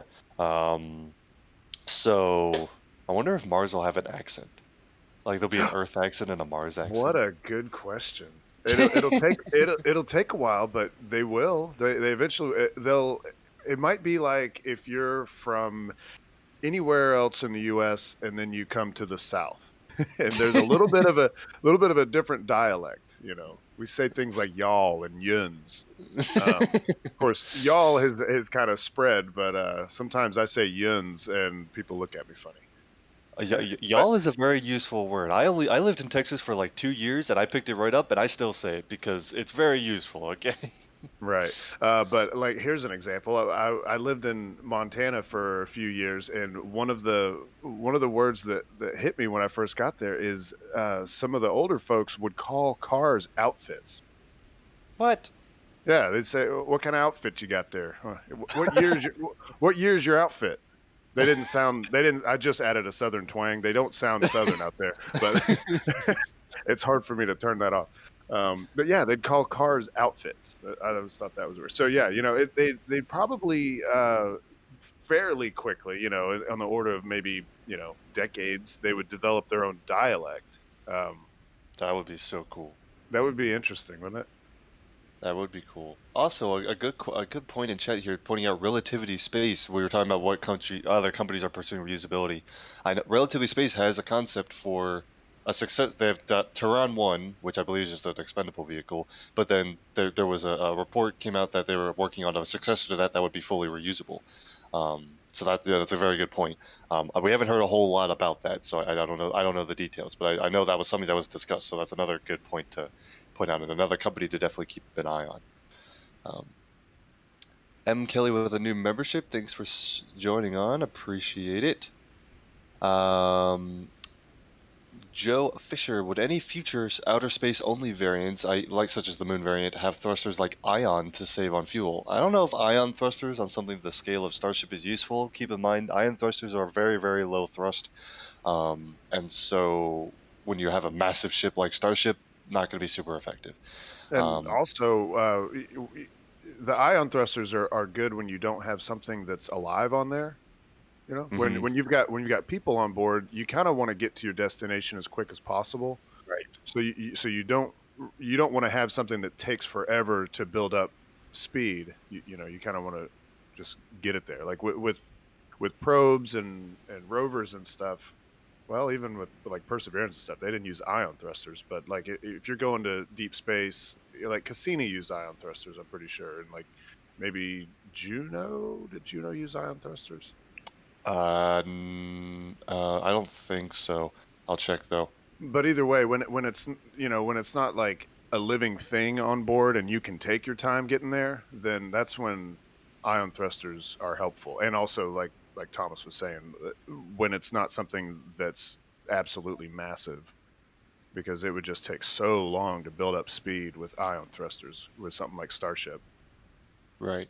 Although it's worth pointing out that the Lunar Gateway, which of course will be crewed at some point at the station, does have ion thrusters, but they're mostly used to getting to orbit to the proper lunar orbit in the first place, with there be no crew on board. So that can be a nice gradual process.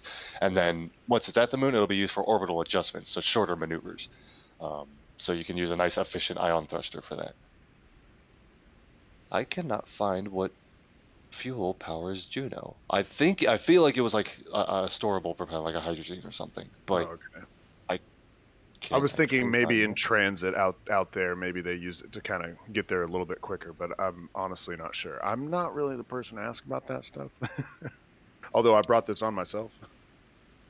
A hypergolic propellant. Yes, so it's not ion. It uses hydrazine and nitrogen tetroxide. There we go. That's what I thought. Did Cassini use ion? Was I right about that at least? I'll find that answer too. Hold on. Yeah, you continue. I can look it up. Well, I'm already invested now, so I'm going to find it. Okay. It's a race. Spacecraft. I'm full disclosure. I'm on Wikipedia right now. Me too. RTG. I know it's RTG powered.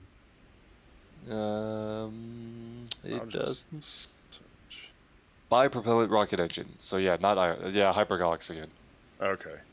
Well. So what? Okay. Well, let's think. What's an example of a spacecraft that has used ion propulsion? The Dawn probe was an ion-propelled vehicle.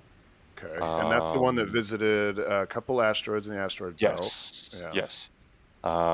Lunar Gateway. Trying to think other like prominent examples. There's a lot of. I mean, it was weird. A CubeSat on the most recent Rocket Lab launch had a very tiny ion thruster on a Oh, cool. CubeSat, which was fascinating. Yeah. So they're on some other vehicles too. And But those are like the two big Starlink ones. Starlink Oh, that's true. satellites, they use xenon, right? Right. Is that right? Starlink, xenon ion thrusters. Same with the OneWeb satellites use a very similar thruster on them as well. So you're right. Very good point. So those are technically ion thrusters as well. More specifically, they like to call them Hall effect thrusters, but I believe that is a subclass of ion thruster technically. Okay. So yeah, I hope that answered the question. I think, yeah, I hope so. We at least gave you Uh, examples of spacecraft that have used them. A question here from Interstellar 13. How confident are you on the landing being nailed by SN11? I'm giving it more than a 50% chance. I don't know what kind of number I want to give. Positive energy. I think more likely than not at this point, because I think they've gotten really close, and I think they've learned a lot. And unless a really I think the big risk is that they're so early in the program they could come up with a new issue that they've never seen before that could prevent the Exactly. landing. But I Right. think they are diligently addressing all of the issues they've discovered so far, which should give them a fairly good chance. I'll say 65% chance of a good 65, landing. going once. I'm just throwing out a number at this point, to be honest, but Yeah, I would say just from, watching SpaceX over the years, when they encounter an issue with one of their vehicles, they learn from that issue and then they move forward. I don't know that I've ever seen them make the same mistake twice. So yes. so I just assume that as time goes on and each test progresses, they've got a whole backlog of things they've learned, and eventually you're going to know everything you need to know to put those pieces together and have a successful landing, and then move on to the next thing they need to test. A question here: how do you think they'll refurbish the lunar Starship and its engine? So Raptor is designed for multiple ignitions, and it's a reusable vehicle, and with reusable engines. So I'm not sure how much refurbishment will really be needed. Yeah, the goal is to have them be ready to fly right after its previous flight, right? Right, exactly. So, I mean, I think what they'll do is gain a lot of data from the Earth flights as far as what Raptors look like after an intense burn, and that'll be a big part of landing SN11, for example, because they haven't really gotten Raptors back after a long duration flight, like a high altitude flight test. But yeah, I think they'll feed that data into knowing how much work, if any, is needed between flights. I think the idea is that they won't need to work on the engines between every single flight, especially because the Raptors aren't really used for the lunar missions. They're using those landing thrusters, so those might be designed to be a little bit more of a simpler design and thus not need to work between flights. So refurbishment might not really be necessary. Like periodic maintenance I could see, but regular refurbishment like between every flight I think is not the goal of Starship. I think it's to be able to just fly over and over again without work between every flight. I have a correction coming straight from the chat, and I've double checked it. It seems to be right.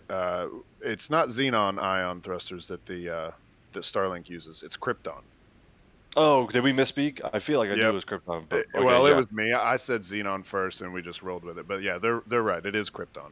Yeah, both OneWeb and Starlink use Krypton for their ion thrusters, I believe. So Thank you, chat, keeping us honest. yeah, appreciate it.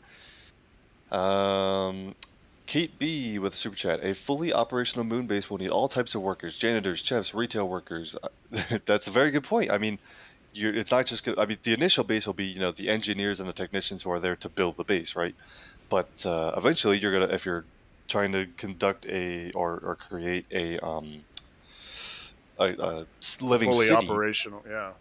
Yeah, as far as like moving from a base to a city, and I think this might be more along the lines of what we'll do on Mars versus the Moon, because I feel like the Moon base would be operated similar to the International Space Station, permanent human presence, but people rotating there for like 6 months at a time or something like that, to conduct the research that we want to do on that base, versus a place to colonize, just because there's no atmosphere, there's a lot less resources versus Mars.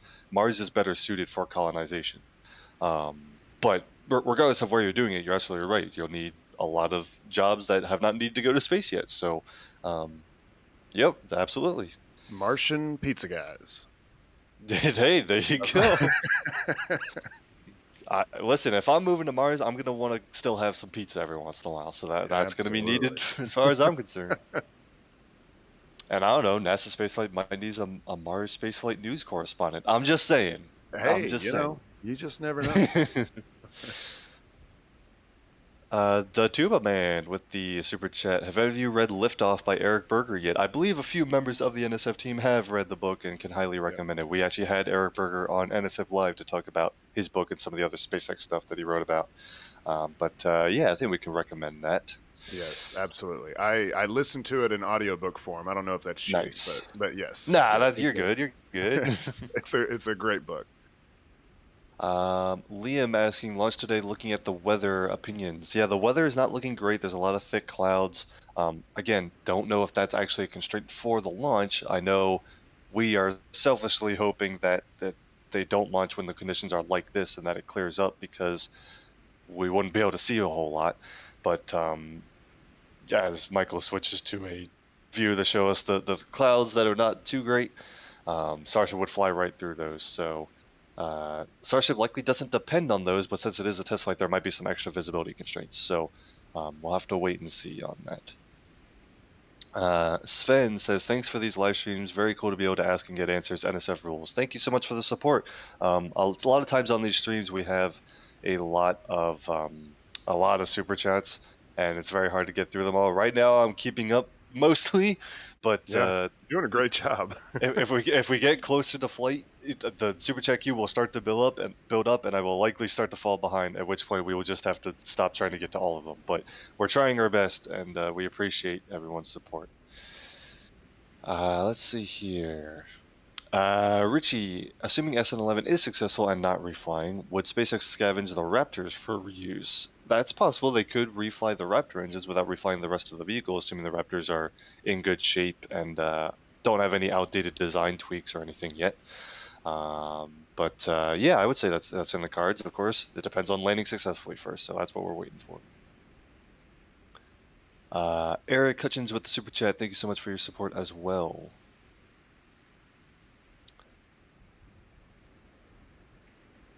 Let's see here. Luke Arnold. I mean, so this is following on with that education on Mars question. Do you think when this all happens, would science and engineering and tech be the focus of schooling, how to basically prep for that kind of lifestyle? I mean, you don't necessarily. I mean, the idea behind colonization is you don't need to be an engineer to go to Mars, right? You can be any number of professions or occupations, and do that. You're going to have schools on Mars to do whatever. I mean, like that other certificate, you'll need chefs, you'll need store workers, you'll need utility people, I mean, think of anything. So I don't think necessarily that you would need like a science and engineering or tech background to be useful or to be able to live on in a Mars colony. So I would say not necessarily.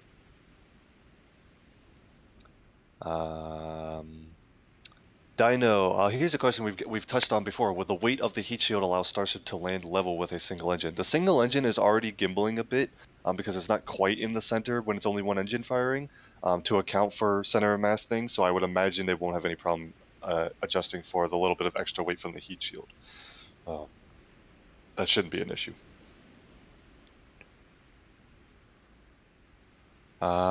David Rose with the super chat. What are your thoughts on why these space shuttles? Oh, we're gonna get a Chris join the chat all of a sudden. What are your thoughts on why the space shuttles were decommissioned without a similar replacement in the pipeline?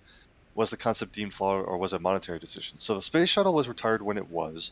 Basically, after the Columbia disaster happened, Congress dictated that we should finish building the space station and then retire the space shuttle because they weren't happy with how safe the vehicle was.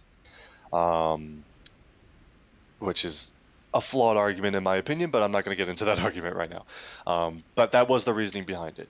But the idea that there wasn't a replacement in the pipeline is false. There was the Constellation program, which was the idea of continuing to explore Earth, the Moon, and Mars, of which the Ares 1 launch vehicle, carrying the then Orion spacecraft, was going to be taking over crew rotations to the International Space Station. You would launch an Ares 1 to low Earth orbit, dock with the station. That's how you get your crews there and back from the United States. When Constellation was canceled, that was eventually replaced with Commercial Crew, which is of course how it actually ended up happening. You have SpaceX and Boeing developing Crew Dragon on Falcon 9 and Starliner on Atlas V, and those are now doing your crew rotation missions. So there were replacements in the pipeline. The problem was they weren't ready when the space shuttle was retired. So there was a lot of arguments that we should continue flying the space shuttle until the replacement is ready, which personally I think would have been better because we had this huge gap in domestic launch capability.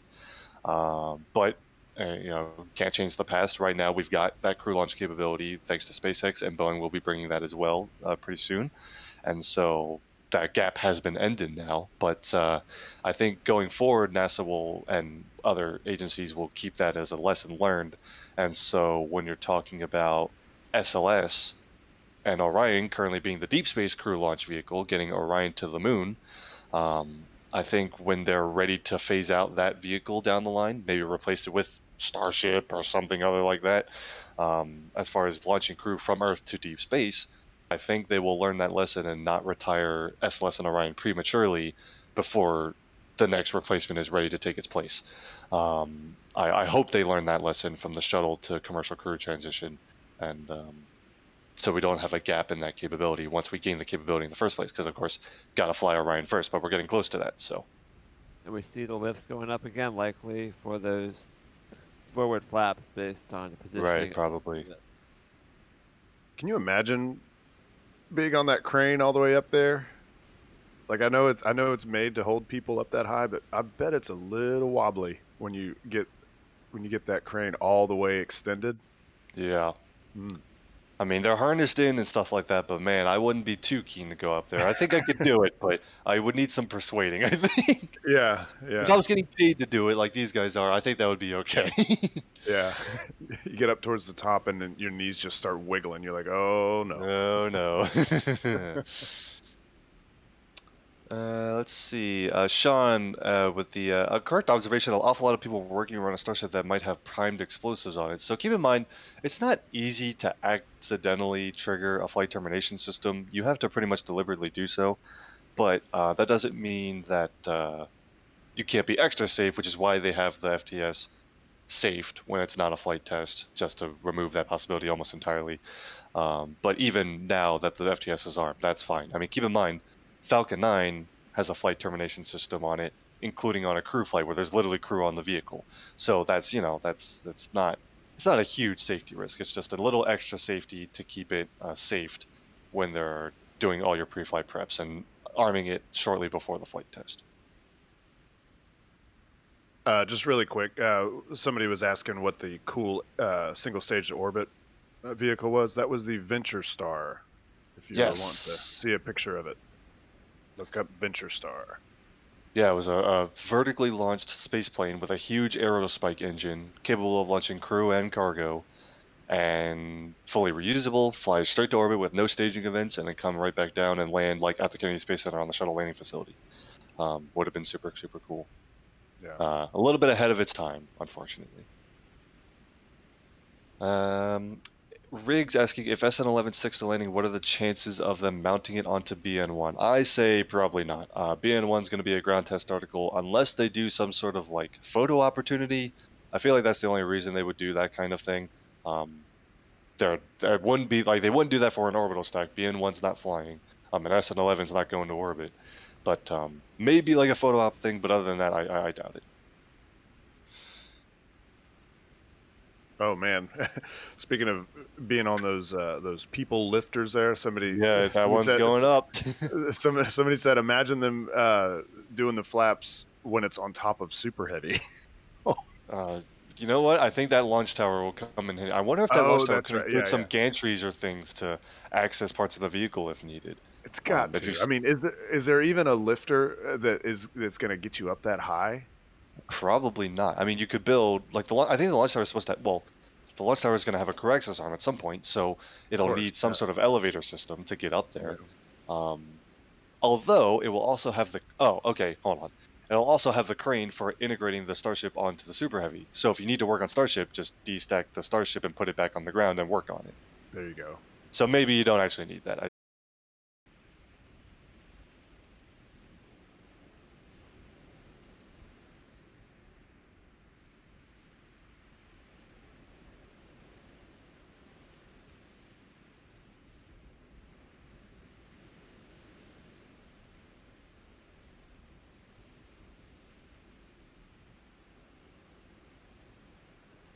there go the Fs.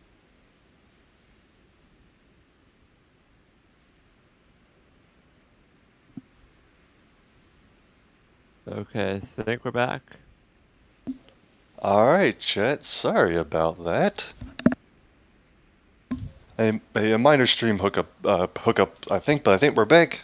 Sorry about that. We were in the middle of answering the super chat question, so I'll just reread it really quick.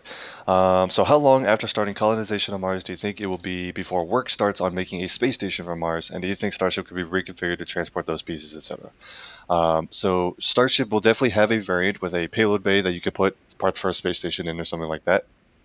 But I don't know. It depends on what the use case for a Martian space station would be. I mean, if you're just doing it for I'm not sure that environment would be too different from like Lunar Gateway around the moon, as far as like a deep space station.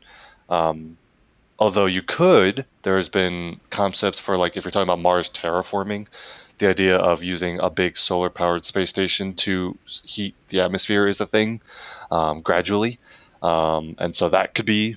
I guess that would technically be a space station around Mars. I don't know. I don't know about other use cases for that, but I suppose that is in the cards. And if a plan for that did surface, Starship would totally be capable of launching such a vehicle. Let's see here.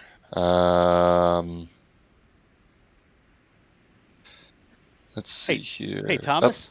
Oh, what's up, Das? Hi, how's it going? It's going good. Just reading some super chats and hanging out. So we're going to be doing a quick handoff right here, and we'll expect audio to go down for about 30 seconds, and then we'll be back. So hold on the super chats, and I'll let you know when we're back. All right, sounds good. See you in the 30 seconds, chat.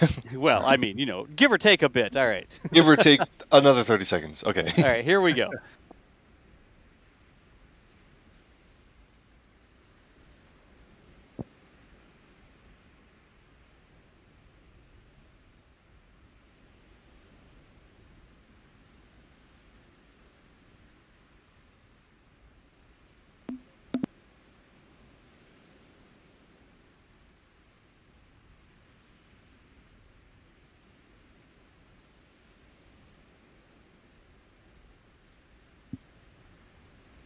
All right, and we're just making sure we did the handoff correctly. Give me just 1 second, and we're confirming. Chat, this is sort of how we roll, just so you know. Let's see here. Yep, we're going to need to switch one more thing out here. Just 1 second.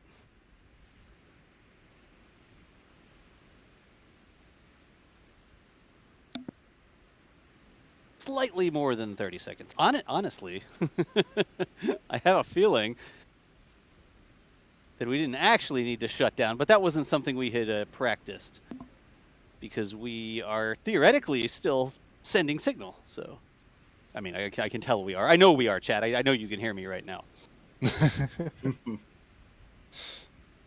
All right. Let's see here. And we're going to stop this whole thing.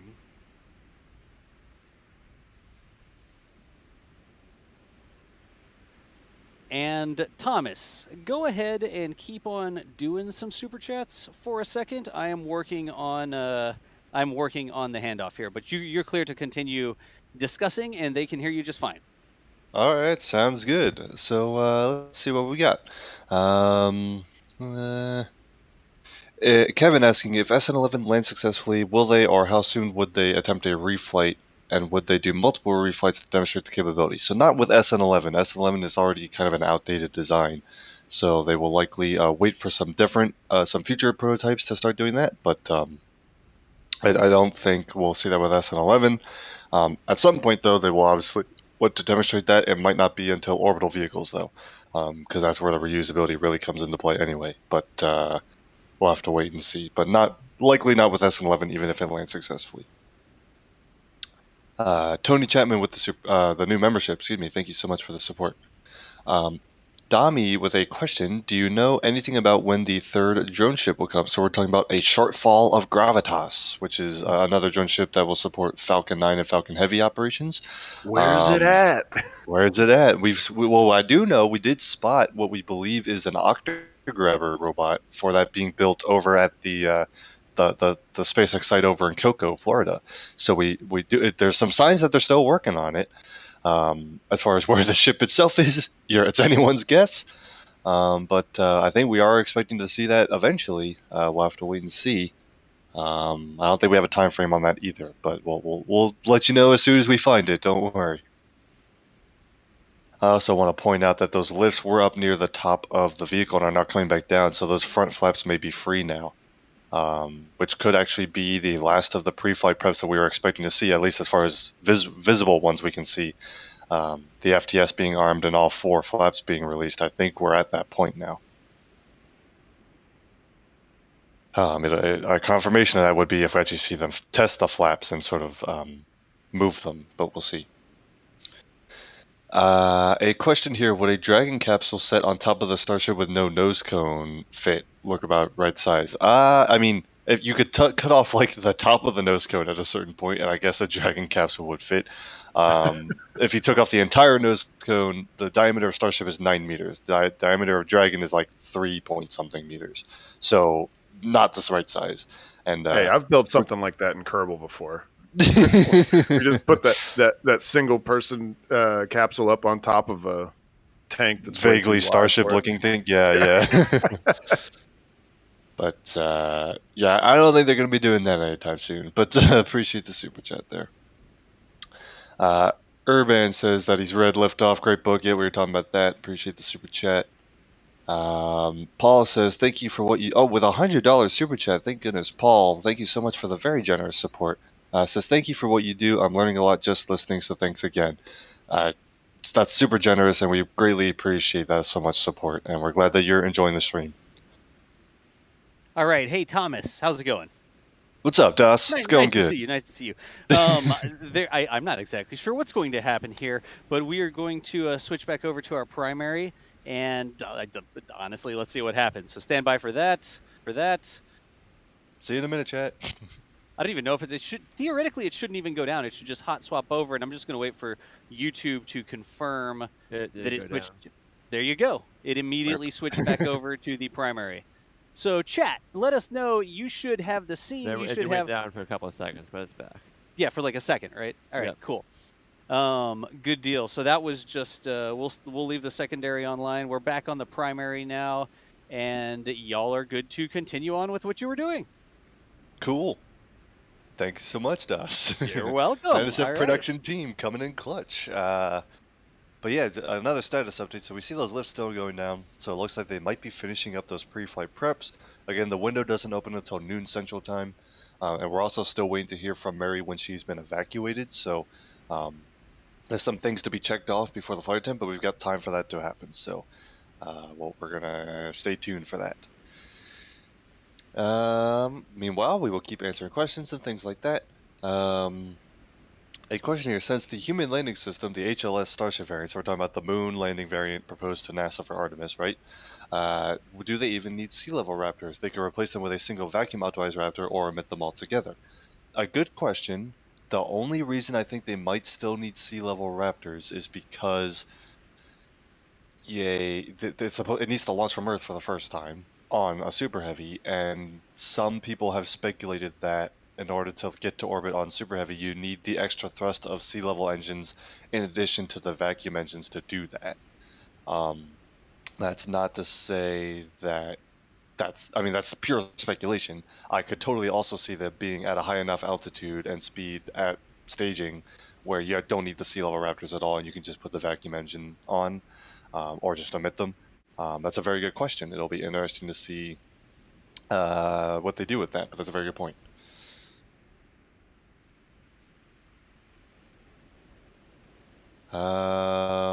Nick with the super chat just says, keep up the great work. Thank you so much for the support there. Appreciate it.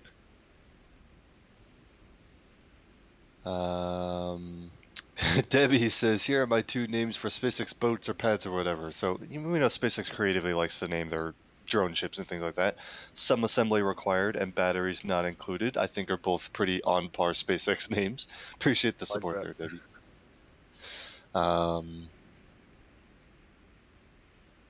Let's see.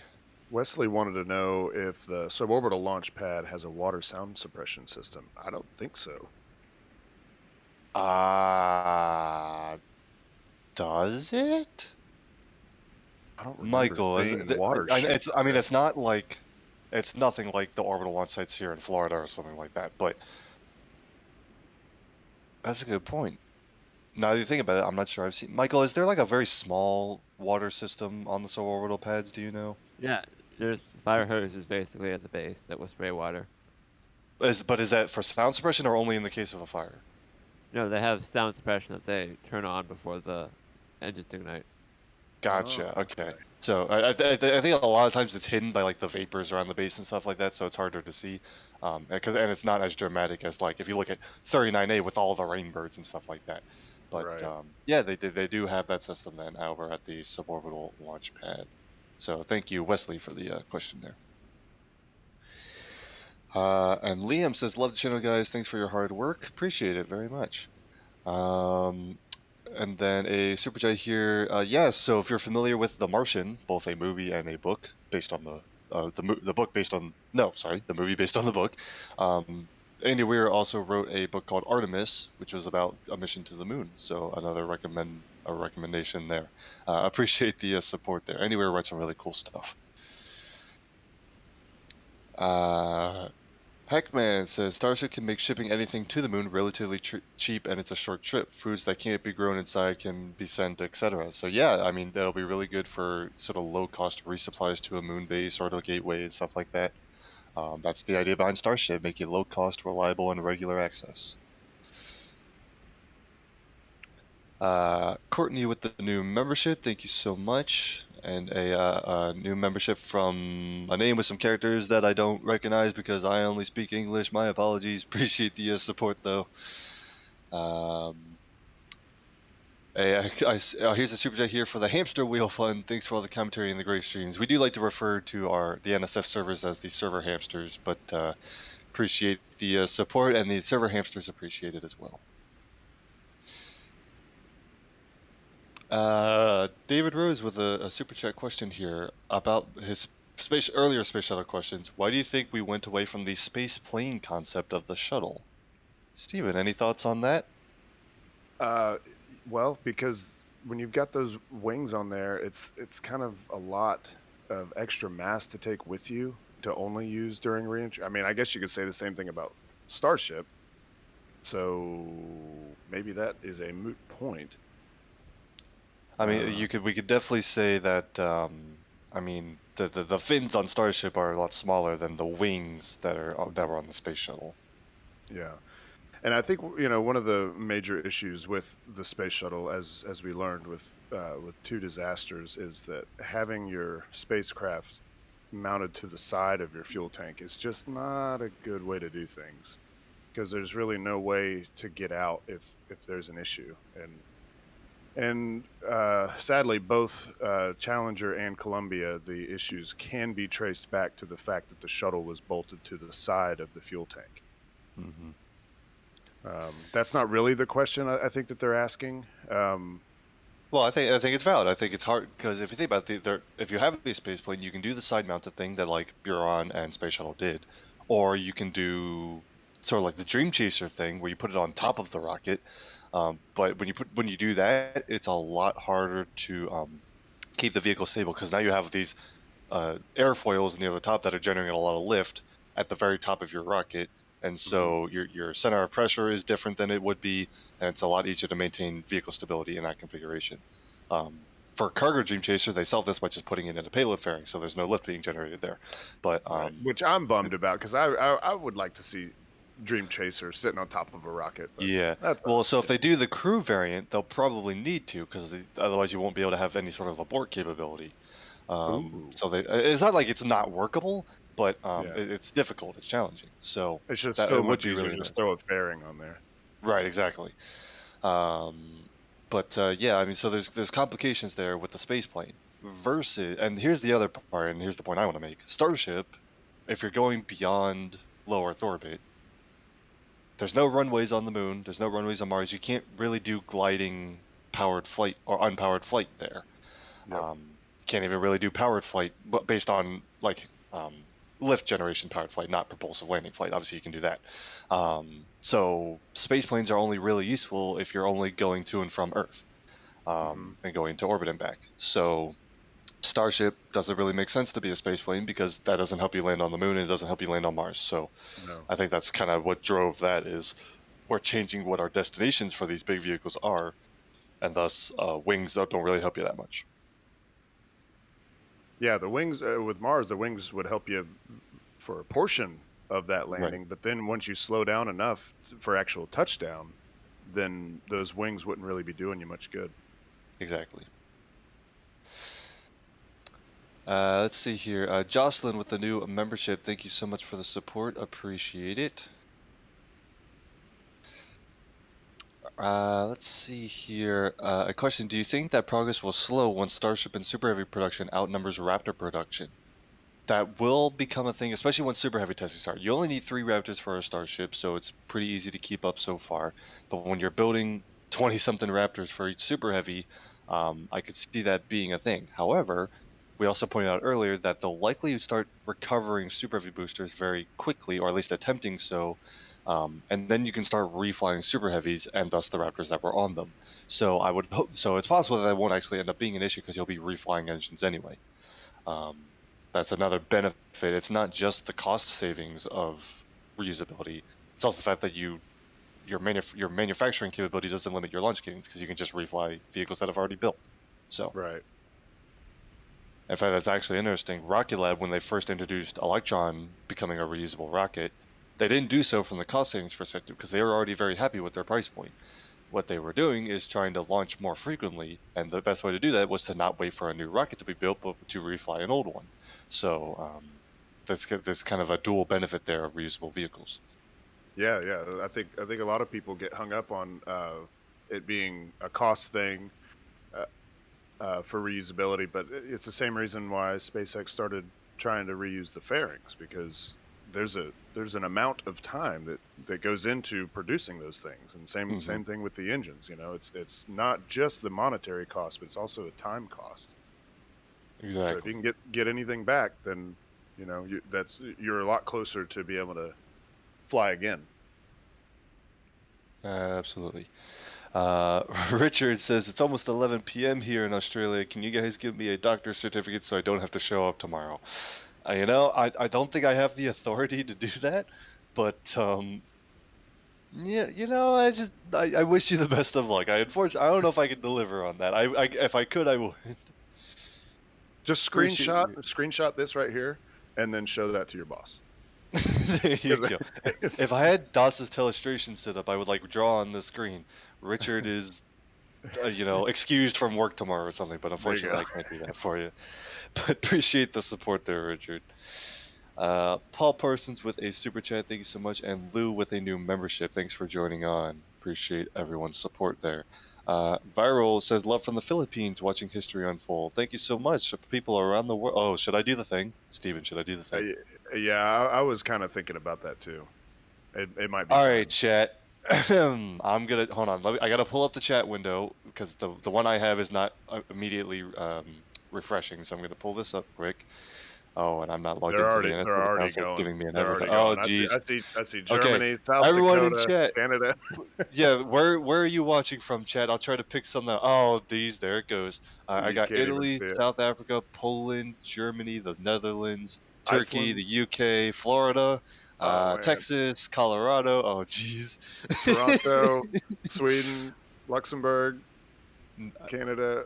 I got New York in there, Las Vegas, Iowa, Brazil, Pennsylvania, France, Illinois, another Sweden, France, yeah, Israel, very nice. Italy, who's Australia. the smart aleck who's gonna put Mars? Oh, I saw that. I saw someone said Mars. You cheaters, you liars. Curiosity and Perseverance are not watching this stream right now. Singapore, Hungary, Singapore, nice. Ireland. Yeah. Oh man. As soon as someone says, greetings from wherever, I'm like, uh-oh. Is it time to do the thing? Vermont, Portugal. You're saying Orlando, Florida, right down the road. There you go. Oh, nice. From me, anyway. From both of us, yes. Yeah. Yeah, awesome. You're Bavaria. not watching from the moon, Chad. I saw that. Kansas City, You got it. Kansas, the lesser known There you go. Kansas Nice. City of the two Kansas cities. Yeah. Oddly enough, how'd they work that out? Yeah, how did they swing that? That seems wrong. Yeah, Kansas City, Missouri Right. became the You're bigger not city. watching from North Korea. You're not watching from Phobos. Come on, Chad. You're not watching ISS? from the ISS. I saw that. Titan. That's funny. That's funny. Yeah, it's also. I mean, we got over 37,000 people watching right now. So from wherever you are watching around the world, you're not watching from Pluto. Come on. Or Proxima B. That's the farthest one we've seen so Ooh, far. that's Proxima B. this signal wouldn't have even reached you yet. Yeah, we know you're not.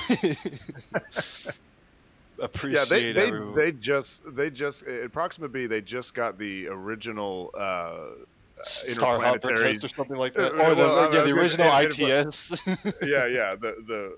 the unveiling or whatever that Actually, Elon how did. many? Hold on. Light years to Proxima Centauri. That's like 4 isn't light it? years. So that would have been 2017. So that wouldn't that be like the second Starship presentation, like the BFR one? Yeah, something like that. Yeah, I think So the they first still one was think in they still think 2015, BFR is a thing. Yeah. They're just learning about Earth to Earth. They're like those guys over 4 year light years away in at the Sol system or whatever they call it. I don't know. Are like, oh, they're getting ready to do this fully reusable rocket. Maybe we can visit them soon. Right. Little do they know we're still testing in 2021. Yeah. But that's okay. Maybe they'll come see us. Yeah. You're not watching from the Andromeda galaxy. Come on, guys. That's even less realistic. Thanks, chat. Appreciate it. Man. Alright, let's get back into some other questions here.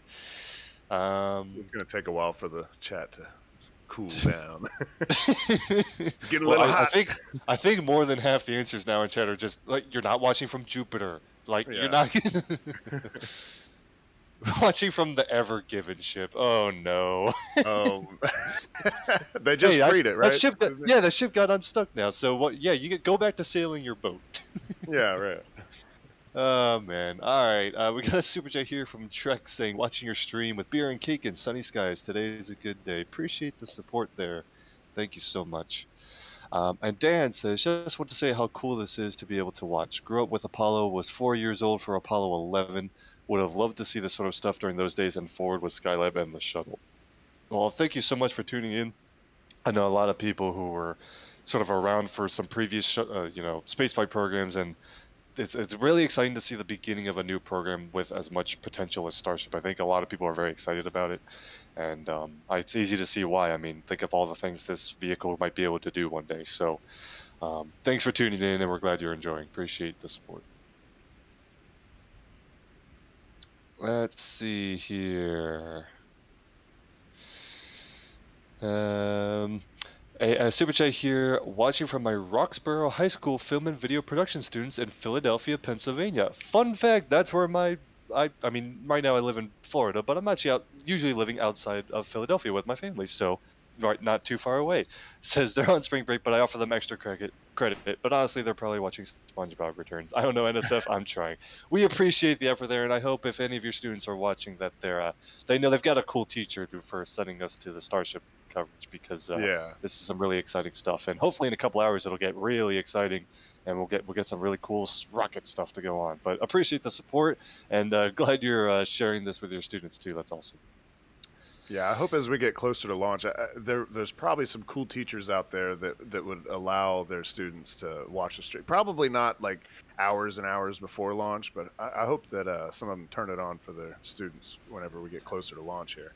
So here's the thing, because I'm a student at an aeronautical university, so everyone here is either like aviation or spaceflight interested or involved, right? And so you would think that when professors are at the school, if something big is happening, you would watch it in class, right? Guess who missed the Perseverance landing because he had a lecture that afternoon? Oh no! So not cool. All right, No. But all I'm saying, if as I was an aerospace engineering professor, I'd make sure that we were watching stuff like that in class. I know you got to do work, whatever, but thank you for sharing that with your students. We appreciate that. TJ with a question here. Can we please make Mary evacuated part of the timeline list? The only reason we wouldn't do that is because it doesn't necessarily happen in a specific order with respect to everything else. Like, obviously, it has to happen before, like, fueling starts and things like that. But it can happen at a bunch of different points, so we're not going to put that on the timeline list because it's not in order, per se. We will let you know once Mary can report that she's been evacuated, but we'll come back to that. Here's a question here. Could Starship safely dock to the International Space Station, or is it too big and heavy? We've docked the space shuttle to the space station, which looked a little ridiculous because the space shuttle was pretty big with regards to the station. Starship is a little bit bigger even, but SpaceX has pitched Starship as able to service low Earth orbit stations. So that is a proposed use case, and I think it would be feasible then. It would look a little weird, but I think it would be cool, and that is something that is at least in the realm of possibilities for the Starship program. Whether it comes to fruition, who knows? But that is something that could happen. Keep in mind, it does have to be able to dock to Lunar Gateway to do that, so it does have the ability to dock with that kind of docking port. And a question here that just came in: does SpaceX have to wait for evacuation before fueling? Yes, so they evacuate the village before they start fueling the vehicle, yes. I guess in theory, if they don't have to, because they don't evacuate the village for static fires, which obviously also involve fueling, but I believe for a flight attempt, they still evacuate the village before fueling starts. They wouldn't want to evacuate during fuel, and if like something holds up evacuation somehow, then you got to hold your fueling count down, and that screws everything up. So it makes more sense to wait till all the personnel are where they need to be, and then start the fueling process.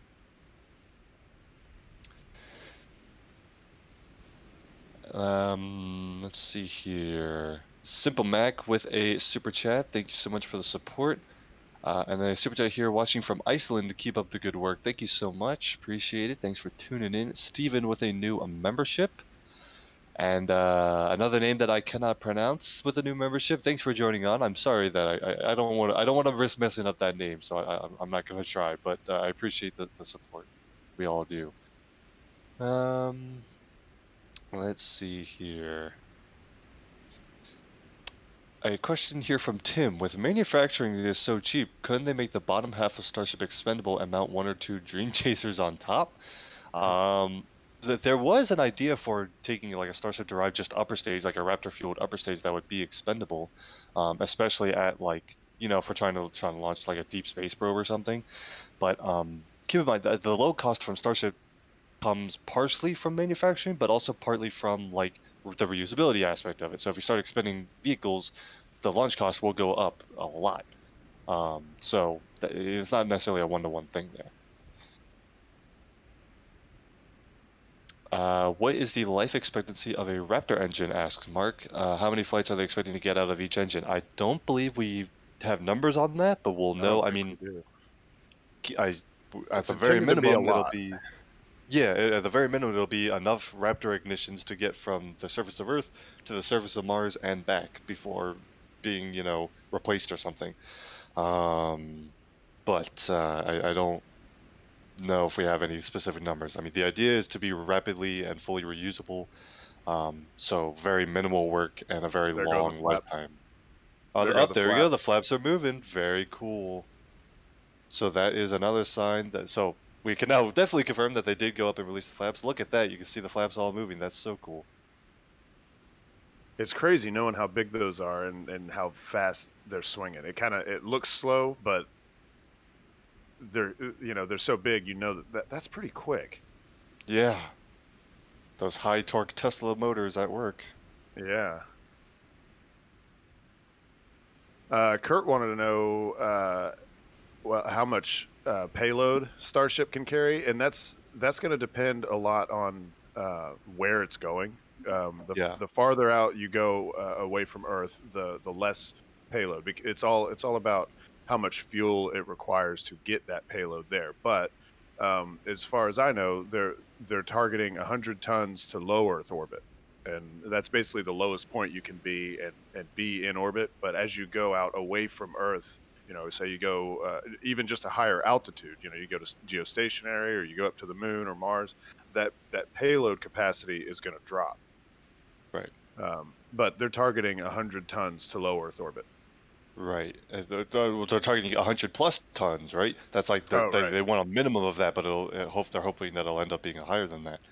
And again, once you get to low Earth orbit, you can refuel the tanks in Starship fully, and then conduct a burn to go wherever. So not only is that it's weird where the payload, like, it does change between, because once you're in low Earth orbit, the amount of propellant it needs to burn to Mars versus, like, I don't know, Pluto or something is more. So your payload does change there, but your payload, like, there's not a severe drop off between low Earth orbit and, like, the moon, for example. It's almost the same payload capacity, because you know, even with a full payload, the vehicle will be fully fueled in Earth orbit and just need to do that translunar injection. So it's a very different type of architecture, so the payload capacities look different. But yeah, it does depend on the destination. Also, the other thing is, it's a nice big fairing space. It'll have this payload bay, which is bigger than most fairings that are out there these days. And so you'll be able to launch bigger payloads or smaller payloads, but a bunch of them at once, right? And you can fill up the fairing that way. Or the payload section. I don't know if it's right to really call it a fairing, because it doesn't pop off and shut off like a normal fairing does. Payload bay, I think, is a better word. But yeah, so it depends on a couple of those different factors. Do you ever, when you're playing Kerbal, do you do the refueling in orbit before you, like, go off to Mars or Duna or something? Yeah. I've got this kind of weird stock version of what's kind of a Starship vehicle, but I've got the docking ports on the aft section of the vehicle, so you can do because the way Starship will do on-orbit refueling, the same fuel valves at the bottom of the vehicle that they use to fuel the vehicle when it's sitting on the pad will have a docking adapter on them, and two Starships can dock sort of engine section to engine section and transfer propellant that way. So I did that in Kerbal, actually, and it's kind of cool. Yeah, it's very difficult. And it's not easy, yeah. Learning how to rendezvous and dock is man, that'll test you. Like, I sat down one day to, I'm gonna do a quote unquote simple mission to Duna. I'm just gonna do a refuel before I go there, and I end up spending like 3-4 hours just trying to do the rendezvous and docking. And then, oh man, the last time I tried it, I didn't realize that I had put the small docking port on one and the large docking port on the other. So I got them together, and then, like, they're kind of like magnetized or whatever, and they started to, like, attract to each other, but they couldn't do it. And I'm like, oh no, I just wasted hours because I had the wrong docking port. You only make that mistake once, I'll tell you that. That's true. Yeah. It's like, check your staging, check your docking ports too. Man, let's see here. Here's a cool question. Will the Boeing X-37 be upgraded to a fairingless design like this? So the X-37B, which is the variant currently flying, it's an uncrewed space plane that the U.S. Space Force uses for some testing and research and things. Currently launches on either Atlas V or Falcon 9 in a payload fairing. I believe there was at one point a proposed evolution of that to the X-37C that would be bigger and carry crew, and I think probably launch without a fairing. But I have no idea if that's even, like, still planned. I'm pretty sure that was a proposal that never really got picked up. But I mean, it could in theory, but I don't think it will. I don't think that's actually planned anymore.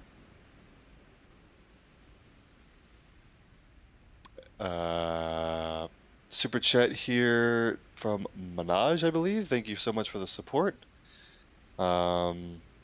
Charles Hall, will the heavy launch capabilities and rapid reuse of Starship allow for the construction of large-scale ships and colonies in space? That's the idea. I hope so. Yeah, we hope so. That's the entire idea behind Starship, launching a large amount of payload for a low cost, and rapidly and frequently. Those are the exact goals of the Starship program. Yeah, you could get those kinds of spaceships that you see in like Alien. I watched Alien recently, and you've got these massive ships that you couldn't launch from the Earth. I mean, until we get to the point where it's like Star Wars style propellant, or propulsion. But you could launch a bunch of material into orbit and then construct it that way, and then you could have these just truly massive ships up there. Gotcha. Got a couple of super chats. I think this was back to when we asked people where they were watching from. You're not watching from Coruscant, Travis, but we appreciate the support. You're also not watching from Wakanda, HDY, but appreciate the support from both of you, and thanks for the super chats there. David Rose says NSF doctor certificate sounds like a good store opportunity. There we go. Yeah, and a good We way gotta for get us that to get in into trouble. yeah, all right, that's true. Excused from work because we were Texas Tank watching. I mean, we Appreciate. could do it. You just can't pose as a doctor. Yeah, there you This go. this is a note from the NSF team. This person was watching the stream. Really quick here, we've got a bit of a status update. Like we said, they looks like they kind of wrapped up pre-flight preps for arming the FTS and the flap testing, and we can now report that the road is closed to the public. You see, there's still some people, there's some vehicles on the road because the pad has not been cleared of SpaceX personnel, but we can report, you can see the timeline's been updated, that the road closure has gone into effect a little bit early. Which is interesting. The road closure was scheduled for noon central, but we are reporting now that the road is closed. So another good sign that they're progressing towards some testing today. We'll keep you updated as far as that progresses. But the road is now closed in Boca Chica. Very good. Question from Wesley. Will the Falcon rockets retire if Starship is fully operational?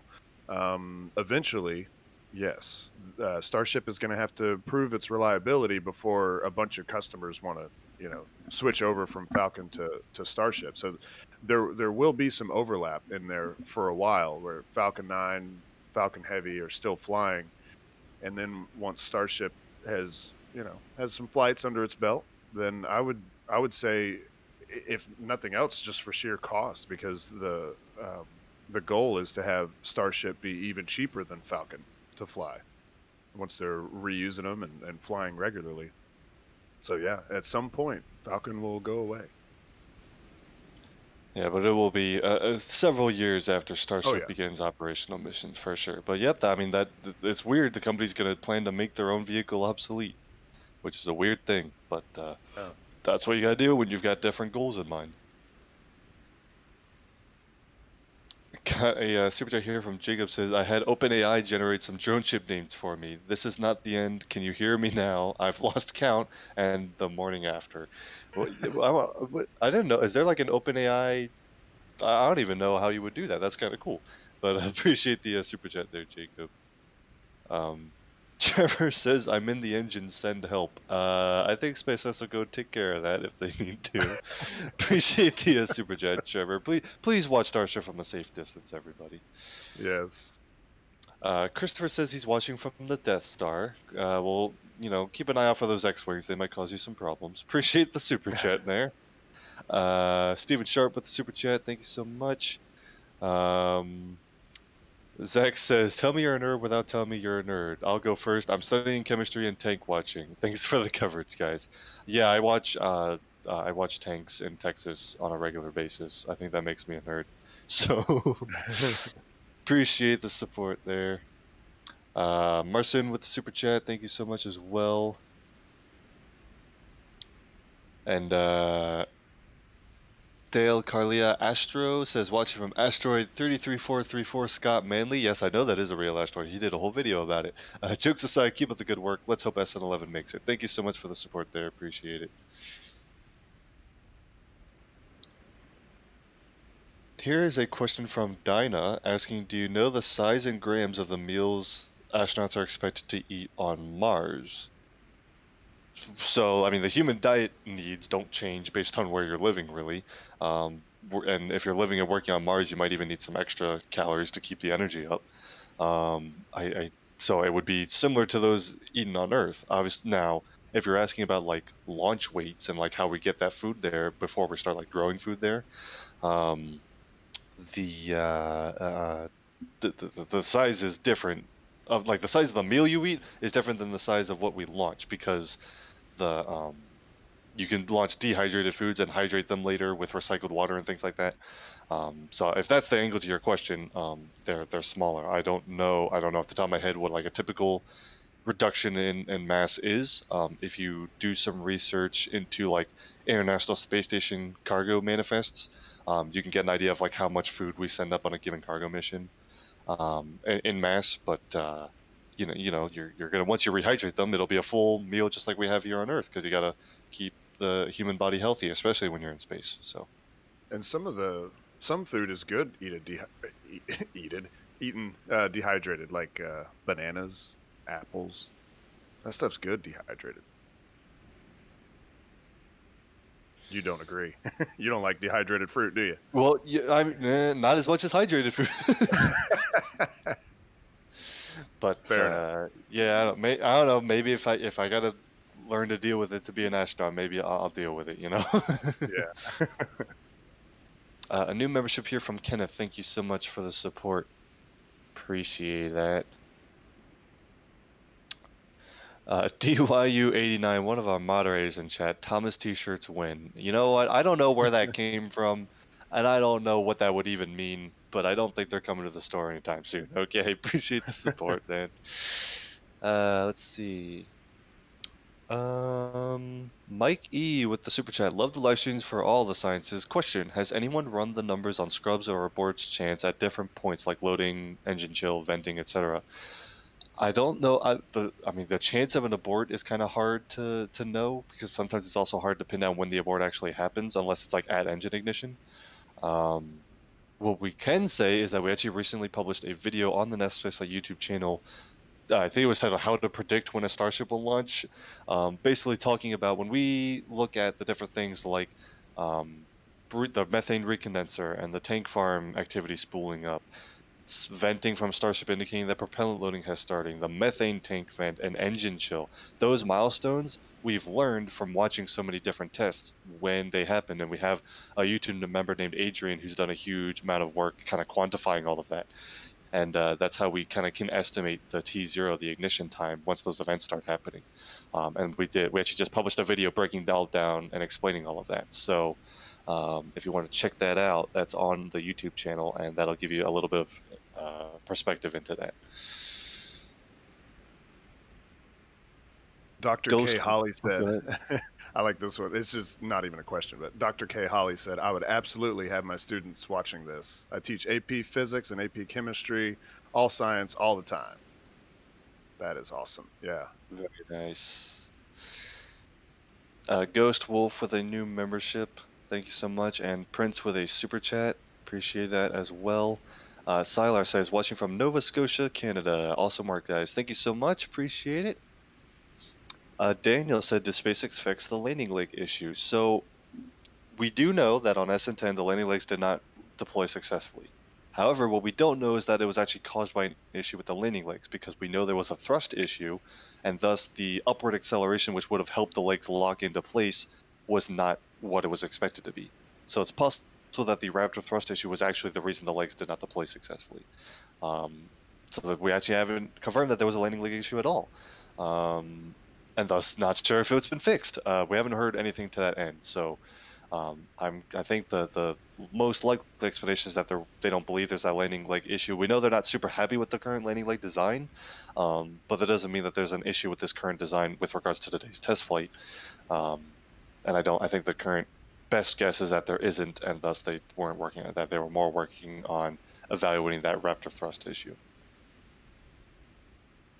David Jackson with a new membership. Thank you so much. Appreciate you. Let's see here. R&R Gaming says, I am a second-year cybersecurity, I don't know if that's supposed to say second-year cybersecurity student or already in the industry, but it says, I chose it because of launches like these growing up. I want to follow in the footsteps of these giants of history and work for SpaceX or JPL one day. I wish you the best of luck. There's a lot of software needs in this industry.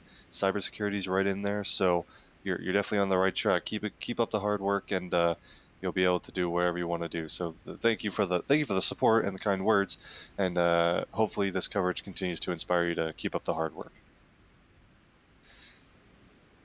A question here: do we know where they command the Starship at Boca? There is a control facility at the Stargate building, which is not too far from the launch complex in Boca Chica, where SpaceX test control or mission control is located for these kinds of flights. So yes, they're controlled from a control center in Boca Chica. Mod Sukri with a new membership. Thank you so much. Mike Frank, what are they testing with the heat shields at this point with not going to orbit, and why put them on the opposite sides of the flap? So right now they're mostly testing the methods for attaching the tiles to the vehicle, making sure that they stay attached and things like that, making sure that they're still structurally sound throughout the flight. Obviously not testing reentry heating yet, but that's the purpose, we believe, is testing how they're adhered to the vehicle. And, you know, they withstand vibrations and things like that.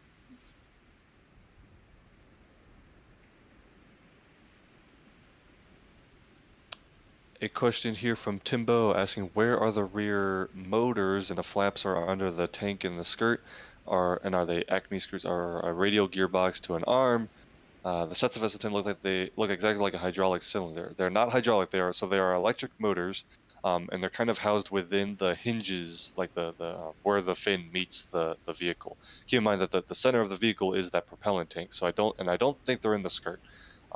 I believe they're actually in the hinges of the flaps, kind of where you see the body juts out a little bit and then the flap kind of hinges in that assembly. I believe they're in there. And they're not hydraulic, they're electric motors, I believe, from Tesla, believe it or not. So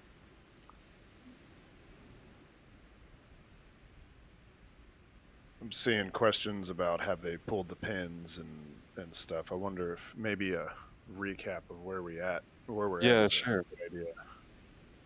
So basically, we do believe that they have armed the flight termination system. We saw some lifts go up to that area and come right back down relatively quickly. So it looks like they were able to successfully arm the flight termination system. They also went up and unhooked all of the flaps, and we actually saw some flap tests being done earlier, moving them. So we know that those kind of pre-flight preparations are complete. And right now, the road has actually been closed a little bit early. The road closure wasn't supposed to start till noon, but we are reporting that the road is now closed. The pad has not been cleared, so you'll still see some vehicles on the road as SpaceX personnel go to and from the pad. But the public people cannot access that road at this time. So right now, the next sign will be that the pad is clear, and that'll be a sign that we're getting close to fueling and the countdown. Again, that road closure did open at noon Central, so that's where we kind of were expecting a launch window to occur. But since that has happened a little bit earlier, we're just going to stay tuned and see what exactly, what kind of flight target they might be looking at. A new membership here from, oh wait, am I reading that right? Is it Wim or Wilm? It's just Wim. Wim, thank you for the new membership. Appreciate the support there. John asking this, does SN11 have the newer landing legs, or does it have the same as SN10? I don't think we've heard of any landing leg design changes for SN11, so I'm going to guess that they're similar, if not exactly the same as SN10. Appreciate the support in the super chat there. Jeff with a new membership, thank you so much, appreciate it.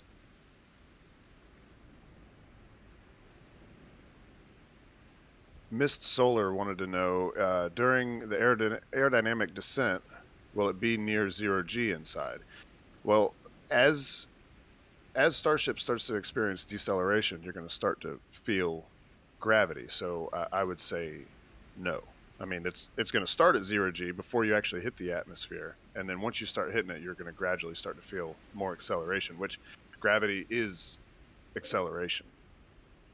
Right, it's deceleration, right, exactly. but it you know, when it's talked about in those terms, it is measured in acceleration, right? right, yeah. So yeah, the acceleration due to gravity, right? So, when you're in free fall before you like enter the atmosphere, yes, it's 0G, right? Because you don't have, the only acceleration is from gravity. And since both you and your spacecraft are being accelerated at the same rate, you are effectively in like zero gravity inside the vehicle.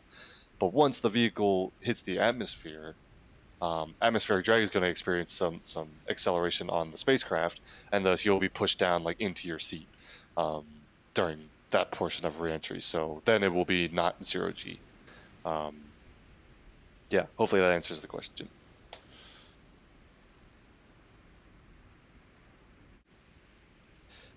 Daniel says, I have a good feeling we're going to see landing today. It's going to happen. Positive vibes. I hope so. Appreciate the support there.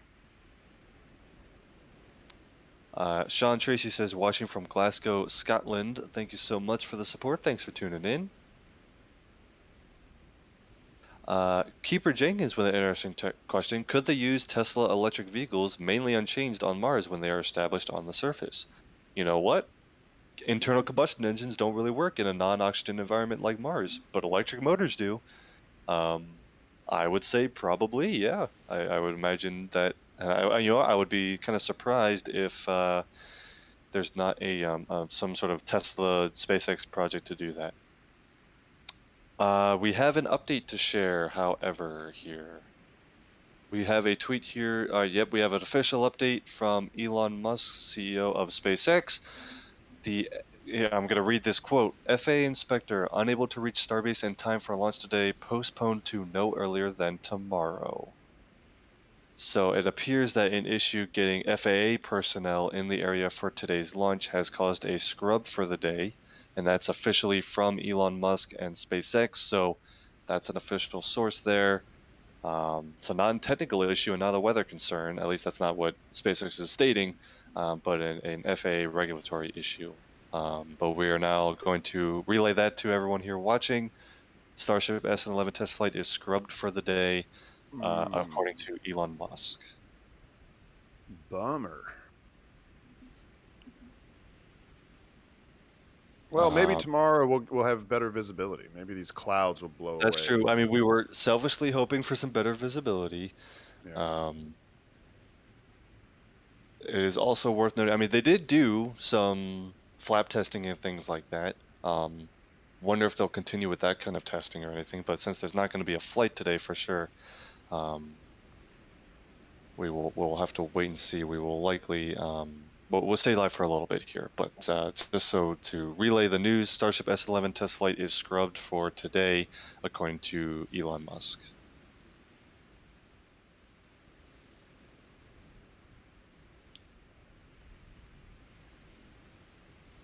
I want to thank everyone for their support for the stream. We've got a couple more super chats here. I think I'll try to just keep going through these for a little bit, and then we'll kind of keep reiterating the news here.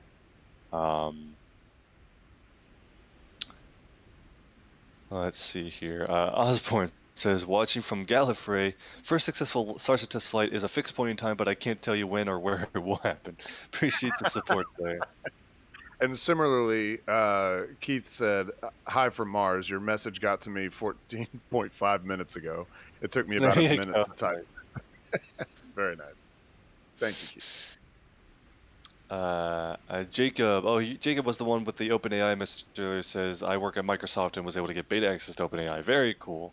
Thank you for the super chat. Another super chat. Thank you so much for the support, and appreciate the insight there. Christopher James with a super chat as well. Thank you for your support. We appreciate it.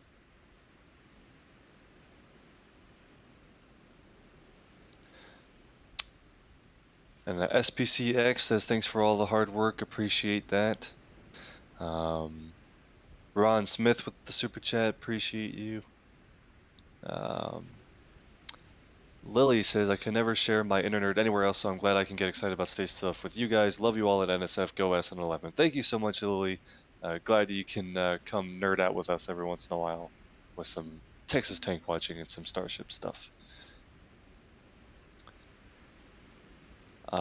Solo with a question asking, what are your guys' backgrounds, education, and stuff? I can go first if you'd like. I'm an aerospace engineering student, senior. Still an undergraduate though, at Embry-Riddle Aeronautical University, and I've got some background in that environment doing some engineering work for some various spaceflight projects. And just, I mean, my sort of, the reason I got into space was mostly the kind of fallout of the Columbia disaster actually was a big inspiration for me and wanting to make spaceflight safer and more successful going forward. So, that's kind of where I came from. I don't know, Steven, how did you get involved in the whole space flight realm? Well, I graduated high school, and then I did not want to go back to school. I was a terrible student. I slacked off a lot, and I was, I didn't really know what I wanted to do, and my interest actually changed over the years through my adulthood. I was in a band for years, and but now I'm a self-taught photographer. I mean, self-taught. I watched a bunch of videos on YouTube before I even bought my first camera.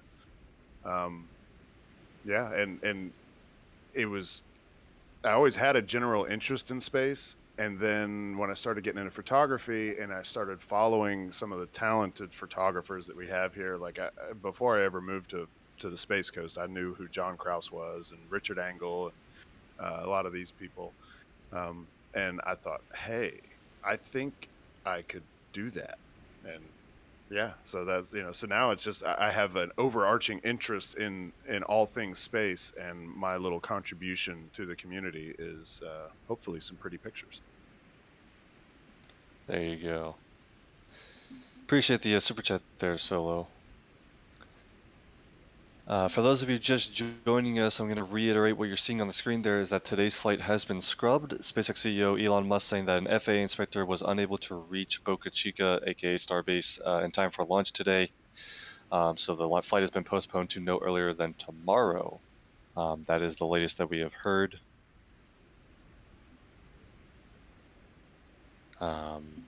So yeah, that's kind of where we're at right now. I think this is an interesting question. I know I don't know how soon we are from winding down, but I like this question. Scottish 3D printer asks, what role do you think money will play in a colony on Mars, or even just things of value? Hi from Scotland. I think that money will play a role when you have a colony. I mean, unless there's another method of exchanging work for value and goods, I think that money will always be a thing.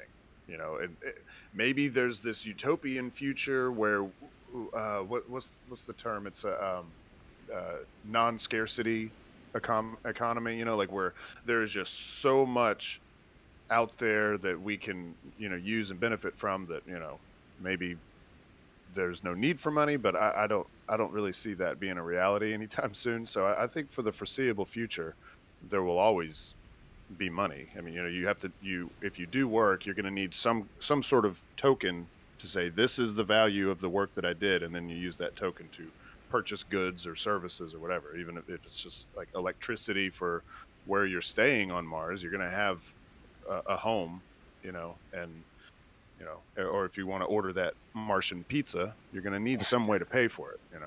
You can't just when the pizza guy shows up, you can't say, oh well, I worked half an hour or an hour to pay for this, so I'm good for it. You're going to have some way of exchanging that work for value.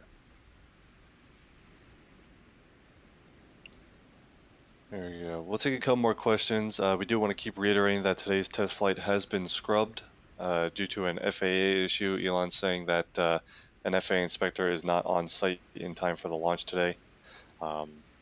That is what Elon has said, and so that is the official statement from SpaceX on today's scrub, but no test flight today, now scheduled for no earlier than tomorrow.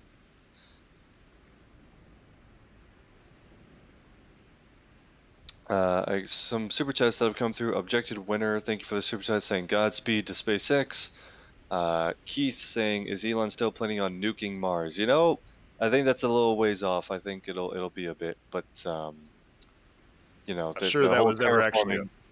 Yeah, I don't know if the nuking thing was ever actually a plan. I think he was just saying that is one way that you could do it, and I think a lot of people took him seriously. Exactly. I mean, he did make a shirt that said "Nuke Mars," so I guess I could see why they maybe gave it a little more credence than they should have. Right. Alexandria is saying, what do you think the odds of a normal person who is madly in love with space exploration to snag a ride on the rockets to help build the first colony? I mean, it depends on, I don't know what kind of positions and stuff they're going to be looking at as far as who's on the first ship. But they're going to need people who are experienced with construction and the technical items to help build out that facility. And it'll be interesting to see who's on that first mission. If it's, it might be limited to people who can offer some technical expertise or things like that, but hopefully before too long you have like everyday people who just want to go there and support whatever way they can. Hopefully that opportunity becomes available soon. Yeah, I think once they have things for quote everyday people to do, then that's when you'll start to see those kinds of flights take place. But yeah, like you said, initially it's going to be these very expert people that are there to establish the colony. Right. Super J here. Starship is the most Kerbal thing ever, and I love it. Have a safe flight, Jebediah Kerman. Thank you for the super chat there. Appreciate it.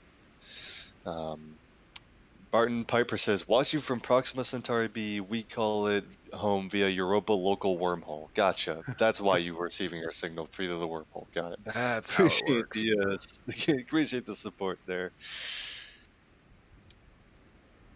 And then we got a super chat here. What do you personally think the timeline will be in regards to getting humans to Mars? We touched on this earlier. I personally am still of the school of thought within the 2030s will be the first people to Mars. I think Steven was a little more optimistic than me. Yeah, I'm just hopeful for sooner than 2030. Yes, as am I for the record, but Yeah. trying to be as far as my like realistic guess. That's where Yeah. my guess currently is, but we'll see. Let's see here. Trek says, I'm watching from my secretly repaired and serviceable Buran shuttle. Very nice. Appreciate the support there. And Claude with a super chat. Thank you so much. Wyatt asking, why are there heat tiles on the top of the flaps? So right now they're just testing how those flaps are attached to the vehicle. So it doesn't matter as much as far as where they're attached. Doesn't affect re-entry heating or anything like that. So I was wondering if maybe with them on the back, then they're testing the attachments themselves and not, or like they're testing whether they could be shaken off, because if they were on the front and they say they fell off, if they were on the front of the flaps, then it would be a question of, well, was it the wind that blew them off or was it vibrations or something? But maybe with them on the back, then they could kind of isolate. If they were to fall off, they would know that it's not so much the wind, it would be like vibrations or something, or just the method isn't great. Gotcha. Speculation. There you go. Nice. Let's see here.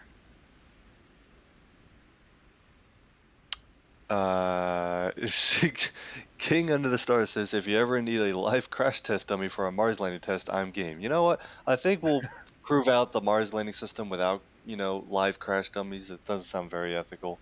Yeah. But appreciate the support, and hopefully you can go to Mars without being a live crash dummy. Let's put it that way. All right. David, thank you for the super chat as well. Appreciate it. And we've got a whole bunch of other super chats that come through. I'm not sure I'm going to be able to get through all of these. I've tried to answer most of the questions that we had. So I just want to say a big thank you to everyone else who have sent their support during the day's stream. Super chats, memberships, and even if you're just tuning in and watching, we appreciate all of your support. Thanks for coming to hang out with us. We can, once again, report that the flight for today has been scrubbed. Elon saying that an FAA inspector was unable to reach Boca Chica launch site in time for today, and thus the launch is postponed to no earlier than tomorrow. We will, of course, be live again for that if that attempt does hold up for tomorrow. Stay tuned to the NASASpaceflight channel for, of course, daily content from Boca Chica as well as the live coverage of testing. But I think that is going to wrap up the coverage for today. I want to go around the horn and just say thank you to everyone who is joining me today. Stephen Marr joining me on commentary here, NASA Spaceflight launch photographer. Stephen, thanks for joining me today. Yeah, it's been fun. I do wish we could have had a launch, but I'm the eternal optimist. Hopefully tomorrow we'll have clear skies and a beautiful test flight of Starship SN11. Thank you so much, Stephen. And my name is Thomas Berker, editor and reporter for NASA Spaceflight. We also had, working on the production side of things, we had Michael Baylor on earlier as a producer and chiming in a little bit, so a big thank you to him. And then Das, of course, also always working on the back end for these streams. Das, are you on comms right now? I'm here. You can't stop the stream unless I'm on comms, so... Right, exactly. I'll make sure Das got in here when we could wrap things up. But Das, thank you for helping out with our stream today as well. Oh, absolutely. Always a pleasure. I'm ready to do it again tomorrow. And ready to do it again tomorrow, right? So again, thank you everyone for watching today. But that's going to wrap up our launch day coverage, as it turns out to not be launch day. We will be back for Starship SN11's next test flight attempt. But until then, we will see you all next time. Thank you all for the support and for tuning in. See you next time.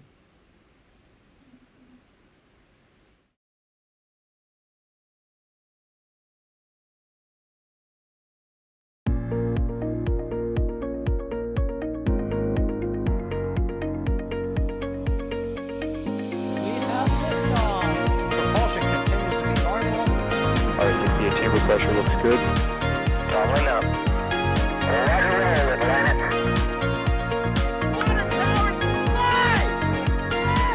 Flight downside, FP off. Yikes. You bet. Concur. We don't need any more of these.